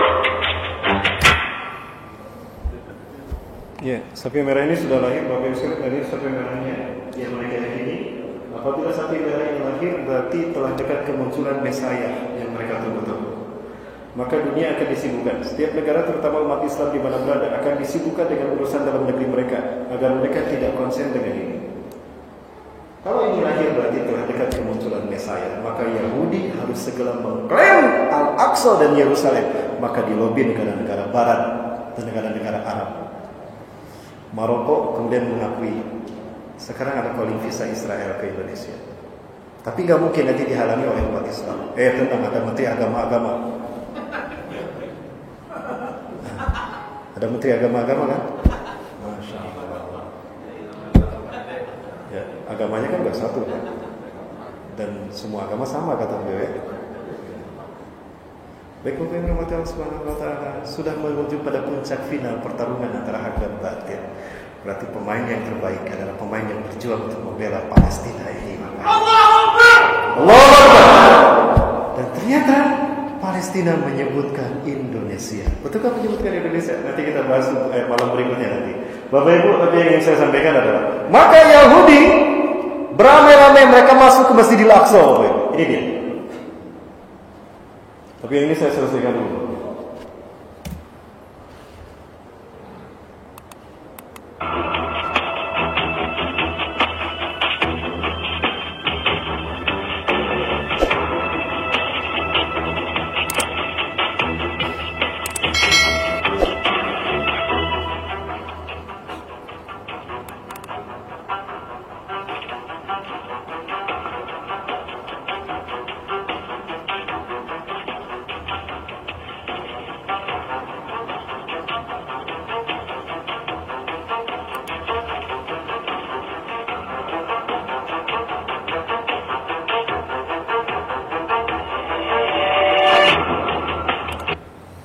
Maka untuk mewujudkan ini, maka Al-Aqsa harus mereka kuasai. Dan ini adalah para penggagasnya Bapak Ibu sejak zaman dulu. Jadi ini keyakinan zaman dulu dan sekarang sudah mereka lakukan. Mulai dari Champwism sampai kepada Theodor Herzl. Yang terakhir adalah pencetus gerakan Zionisme Internasional, kembali ke Bukit Zion. Bukit Zion ada di sebelah sini, ini Al-Aqsa. Di sebelah barat saya ke sini Bapak Ibu, ini ada Bukit Zion, di bawahnya ada Bet Shenom.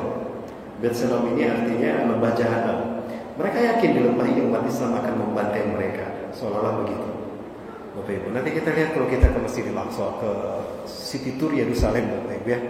Ikut bersama saya Bapak Ibu tanggal 3, kita keliling ke tempat-tempat ini Bapak Ibu. Bapak Ibu, insya Allah Bapak Ibu. Dan inilah Y2K yang mereka yakini. Dulu Y2K diyakini sebagai era kebangkitan teknologi informasi.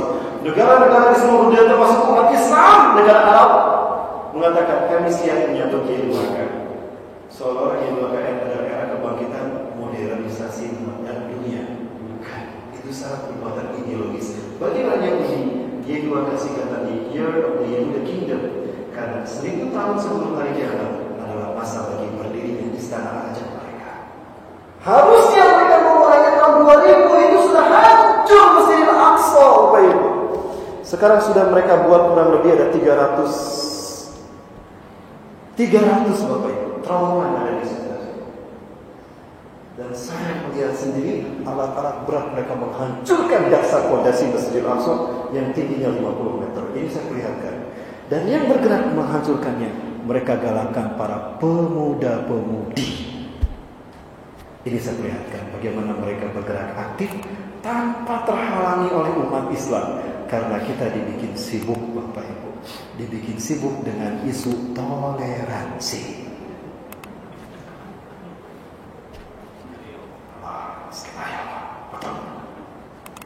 Agar kita tidak ngeh kepada apa yang diinginkan oleh Zionis Yahudi. Bapak Ibu, jangan kayak terlena. Ini yang mereka lakukan.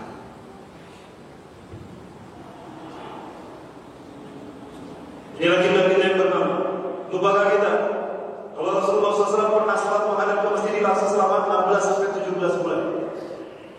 Ketika ibadah salat diwajibkan, kiblat kita bukan ke Mekah saat itu, tapi ke sini. Setelah 16 atau 17 bulan berikutnya baru menghadap ke Ka'bah. Setelah turun Al-Baqarah 140. Dan bukankah kita lupakan kita? Kalau Masjidil Aqsa adalah kiblat kita, selain kiblat kita yang pertama, adalah masjid kedua yang dibangun setelah Masjidil Haram.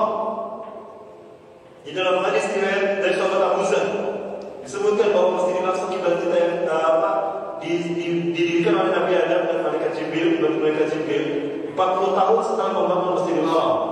Dan lupakah kita kalau sholat di sini jadi 500 ada juga 1000 kali lebih baik daripada kita sholat di masjid manapun. Dan lupakah kita kalau Nabi Sulaiman pernah diberikan 3 permintaan oleh Allah. Ya Sulaiman, is'alni salasatan sa'utiha iya. Ini kami lihat tanpa kita kunjungi, ini yang mereka lakukan. Jika kita sepi mengunjungi Masjidil Aqsa, para pemuda yang mereka aktif menghancurkan masjid kiblat yang pertama. Nabi Sulaiman pernah berkata, Allah pernah berfirman pada Nabi Sulaiman, "Hai Sulaiman, minta 3 hal padaku, aku akan mengabulkannya." Dan apa yang diminta Nabi Sulaiman? Yang ketiga, ya Allah, la tad'u ala ahadin alladhi yasduru masjid hadha wa la yusalli fihi rak'atain illa annahu ta'ala wa yaqulu la yakhruj min hadzal masjid. Ya Allah, jangan kau biarkan siapapun yang berkunjung kepada kiblatku yang masjidku ini, ya Allah, walaupun mereka hanya 2 rakaat salat di dalamnya, dan mereka bertobat kepadamu, ya Allah, melainkan menghapuskan semua dosa-dosanya sebelum dia keluar dari masjidku ini, maka Allah kabulkan doa Nabi Sulaiman. Artinya apa? Kalau kita datang berziarah ke Masjidil Aqsa, kita bertobat kepada Allah atas dosa-dosa kita, dan walaupun hanya 2 rakaat kita salat di sana, keluar dari Masjidil Aqsa bersih tanpa dosa. Dan yang ketiga, Masjidil Aqsa akan menjadi titik tolak kebangkitan Islam untuk zaman kita. Masjidil Haram untuk Nabi Adam dan Nabi Ibrahim.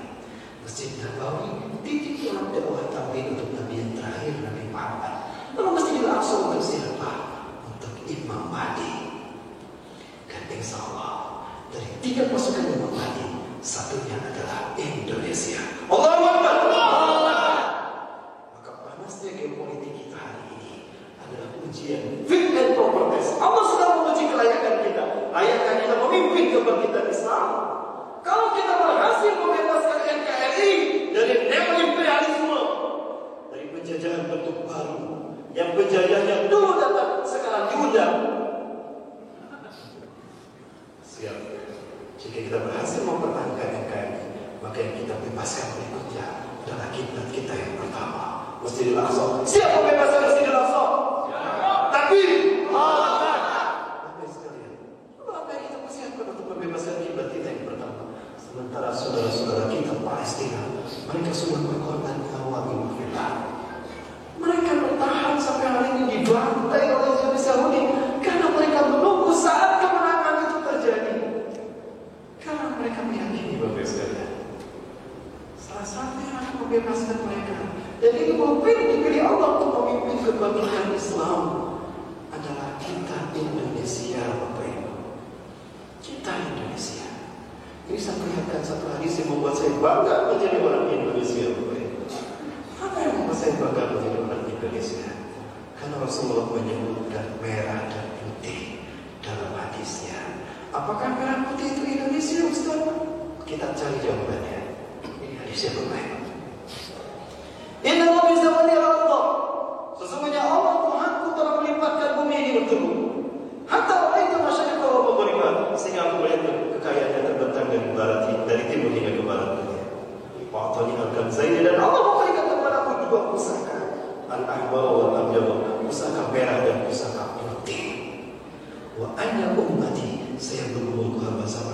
umatku di akhir zaman akan kembali menguasai timur hingga barat dunia. Umat Islam dijanjikan Rasulullah akan kembali menguasai dunia. Dan itu setelah munculnya warisan merah dan putih, pusaka merah dan putih. Saya bertanya kepada beliau adalah Syariah Al-Abasi, beliau adalah ketua Komite Ulama Palestina. Setelah salat subuh kami di Masjid Ibli, kami bertemu dengan beliau. Beliau masih ingat saya karena beliau sempat menjadi keynote speaker ketika kami seminar internasional di Kota Bandung. Selama itu saya ditugaskan mendampingi beliau di Kota Bandung. Beliau pernah saya tanya tentang pandangan beliau terkait dengan hadis tadi. Salat asar kami di Masjid Ibli diimami oleh Dr. Yusuf Abu Sulaiman. Beliau pakar akhir zaman. Dan salat tarawih 2016 di Jogokarian kita diimami oleh beliau, Dr. Yusuf Dr. Abu Bakar Al-Awiyah. Mereka semua mengatakan apa tentang hadis yang disampaikan. Agunakan mu'alaqah baina hadis di biladina Indonesia. Apakah ada kaitan antara hadis ini dengan kami Indonesia? Bendera kami merah putih. Bendera kami merah putih. Apa kata beliau? Ala kulli biladin alladziina yaquluna al-Islam madinakum. Antum ya Indonesia lam yakhtarqu li sarihatin. Dari semua negara yang menerima Islam sebagai agamanya, tinggal kalian Melayu Indonesia yang belum mau pilih untuk memimpin kebangkitan Islam. Allahu Akbar. Makanya jangan lupa, ketika kita merdeka, seorang pengusaha kaya raya dari Palestina, Syekh Ali Thohir, beliau kosongkan semua uangnya di bank dan beliau berikan kepada Indonesia. Hai Indonesia, aku cinta kalian karena kalian adalah negara yang akan membebaskan kami. Nih, ambil semua uang saya, gunakan untuk kemerdekaan kalian. Sekali lagi Bapak Ibu, Syekh Ali Thohir, Syekh Ali Thohir, dia mengeluarkan semua uangnya untuk kemerdekaan kita Indonesia. Ini saya perlihatkan seperti apa Syekh Ali Thohir.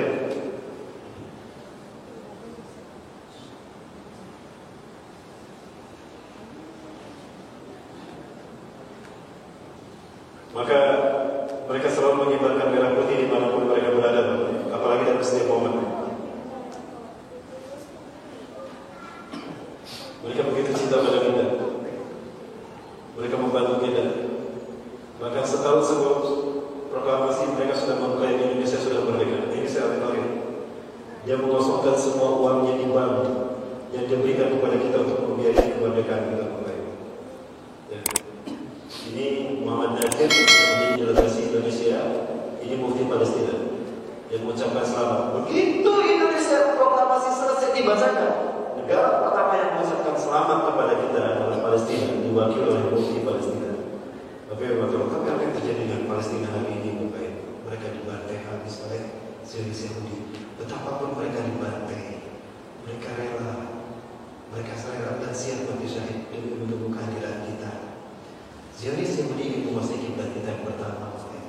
Dan kalau ini hancur, mereka akan menggantikannya dengan ini. Dan kalau ini terjadi, inilah yang mereka maksudkan istana Dajjal.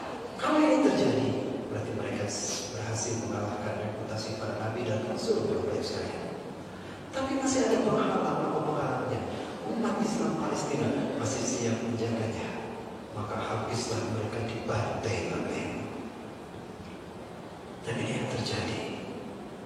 Pertanyaan saya, di mana kita saat mereka dibantai Bapak Ibu?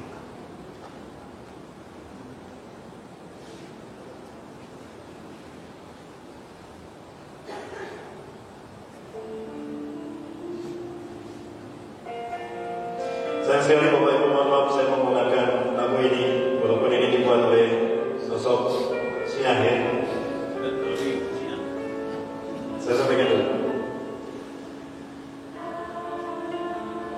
Jika ini terjadi, berarti iblis dan Dajjal menang.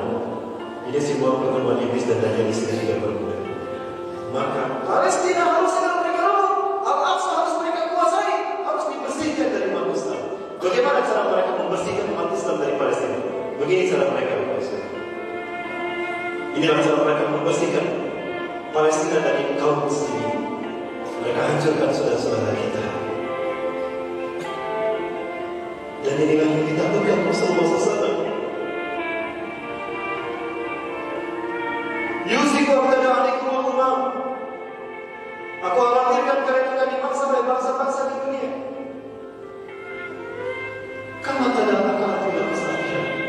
sebagaimana hidangan yang siap disantap oleh para pemangsanya dari seluruh penjuru. Maka kami saat itu sedikit ya Rasulullah, sehingga kami dimangsa dibantai oleh mangsa-mangsa dunia. Bahkan jumlah kalian banyak di muka bumi.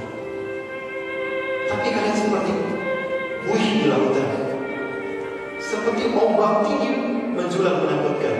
Tapi begitu sampai di pantai hilang tanpa jejak. Atau kalian seperti pasir di tepi pantai, terhampar banyak, diambil di lemas-lemas, hancur berkeping-keping. Itulah nasib kalian umatku. Oke sekali.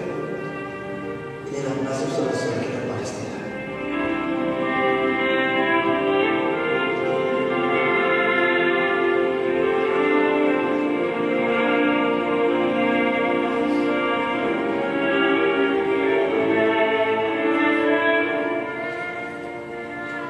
Jika kita sholat 5 kali setiap hari, Palestina sholat 6 kali setiap hari, subuh, duhur, asar, maghrib, isya, dan sholat jenazah. Karena setiap hari selalu ada jenazah yang harus dimakamkan. Kenapa ancaman anak-anak ini terhadap Zionis Yahudi? Saat ini mereka tidak ada ancaman, tapi kalau mereka besar, mereka akan menghentikan mimpi kami menguasai dunia. Karena menguasai Palestina berarti menguasai dunia. Karena Palestina adalah jantung dunia. Maka Palestina harus dibersihkan. Bayangkan, mereka yakin Islam akan tegak. Mereka yakin Palestina akan dibebaskan. Dan yang membebaskan salah satunya adalah kita, Indonesia. Demi menunggu kehadiran kita, mereka bukan hanya korban harta, mereka juga korban nyawa. Inilah korban yang mereka bawa. Mereka rela mati terhormat di tanah para nabi dan rasul. Karena mereka sudah yakin Allah akan menerima mereka dengan surga yang Allah janjikan.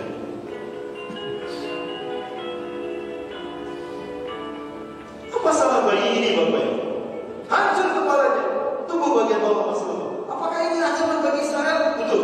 Jika dia sudah menjadi pemuda nanti, dia akan menjadi pembebas Al-Aqsa.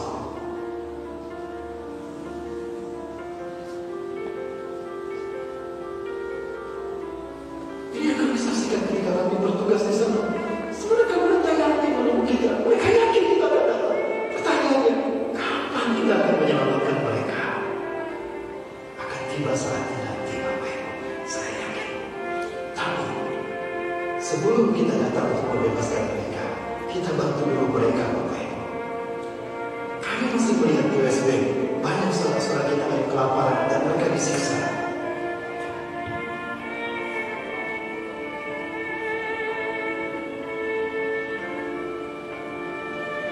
Apa jawaban kita kira-kira? Ketika nanti mereka mengucap kita di hadapan Allah, di saat amal ibadah kita telah akan dihisab dengan surga, dibalas dengan surga. Mereka akan berkata, ya Allah,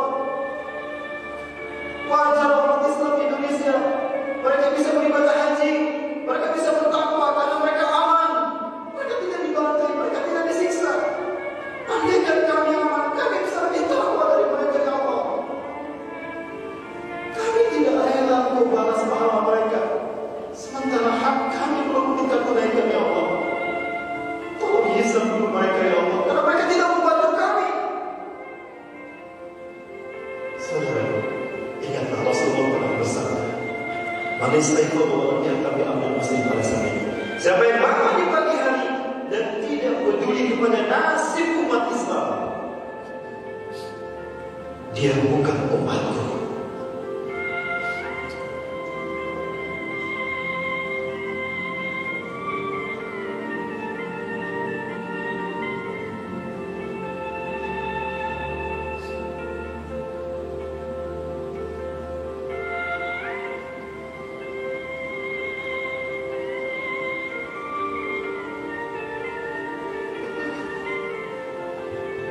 Kemudian Allah SWT insyaAllah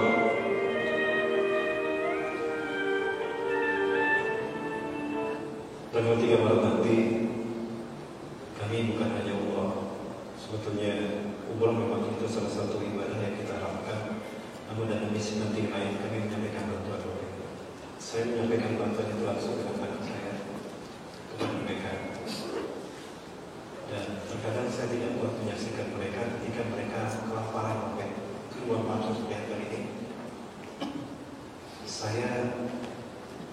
kuat saat itu ketika saya menyaksikan anak-anak yang kemiskinan kelaparan. Betapapun mereka kelaparan, mereka tidak mau mengemis mereka.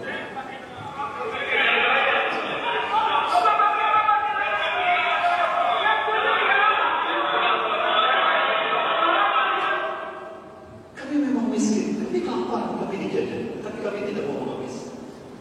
Tolong beli saja hasil kalian tangan-tangan kami. Ini mereka kaya raya, Pak. Tapi pekerjaan mereka di luar negeri. Ketika mereka keluar, rumah mereka dikuasai Israel dan dihancurkan. Maka mereka tinggalkan perusahaan itu, mereka jaga Hebron agar tidak direbut Yahudi. Betapapun mereka harus kelaparan. Maka mereka melakukan apapun untuk buah karya mereka.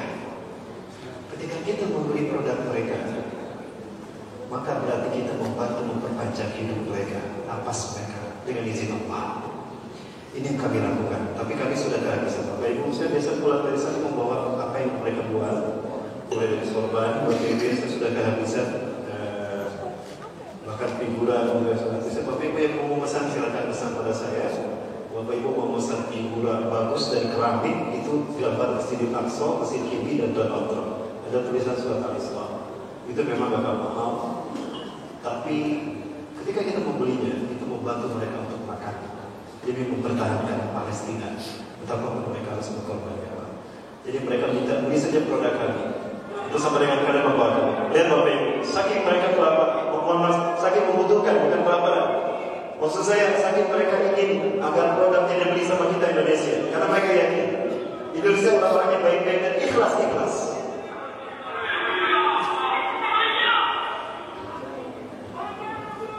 Padahal mereka dulu kaya raya. Dan ini kehormatnya mereka. Mereka tidak mau mengemis. Mereka memang butuh bantuan, tapi beli saja produk kami. Maka Anda akan sama dengan membantu kami. Sampai pada akhirnya kita selesai, kita bagikan uang. Kenapa kami cepat-cepat? Saat itu ada beberapa tentara Israel mencium apa yang kami lakukan. Mereka datang membawa beberapa senjata. Lengkap dengan senjatanya, ada 3 orang datang dan menyuruh kami pergi. Kita akhirnya kami pun pergi. Maka sebelum itu pergi, kami bagikan uang itu kepada mereka. Kami konversikan dalam dolar. Dengan dolar kami berikan kepada mereka. Karena dolar lebih bernilai bagi mereka ketimbang rupiah. Mereka tidak terima rupiah, mereka terima dolar.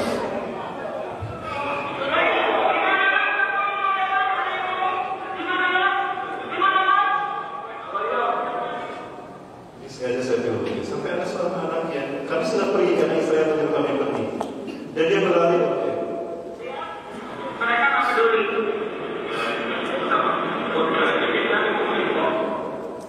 Di belakang anak itu ada tentara Israel. Dia bilang, tolong bantuan, anda tolong aku tolong. Ibuku sakit, ayahku entah di mana, mungkin ayahku sakit, adikku sedang kelaparan, tolong beri aku bantuan. Kita masih pegang bantuan Bapak Ibu, tapi kami sudah diusir oleh Yahudi. Kami hanya bisa meneteskan air mata. Tapi kami bilang, insyaallah kami datang lagi, tunggu lagi kami akan datang membantu kalian. Bapak Ibu yang berdonasi silakan, insyaallah tanggal 3 akan saya bawa ke sini. Untuk supaya berangkat saya dapat memproses sendiri Bapak Ibu. Saya tidak akan mengurangi itu kecuali untuk operasional. Boleh Bapak Ibu untuk operasional nanti memberangkatkan toko ke sana. Nah, sebagian besarnya akan kami bagikan pada mereka langsung dengan tangan kami. Atau Bapak Ibu ingin pergi bersama kami silakan. Kami bagikan nanti ada ini.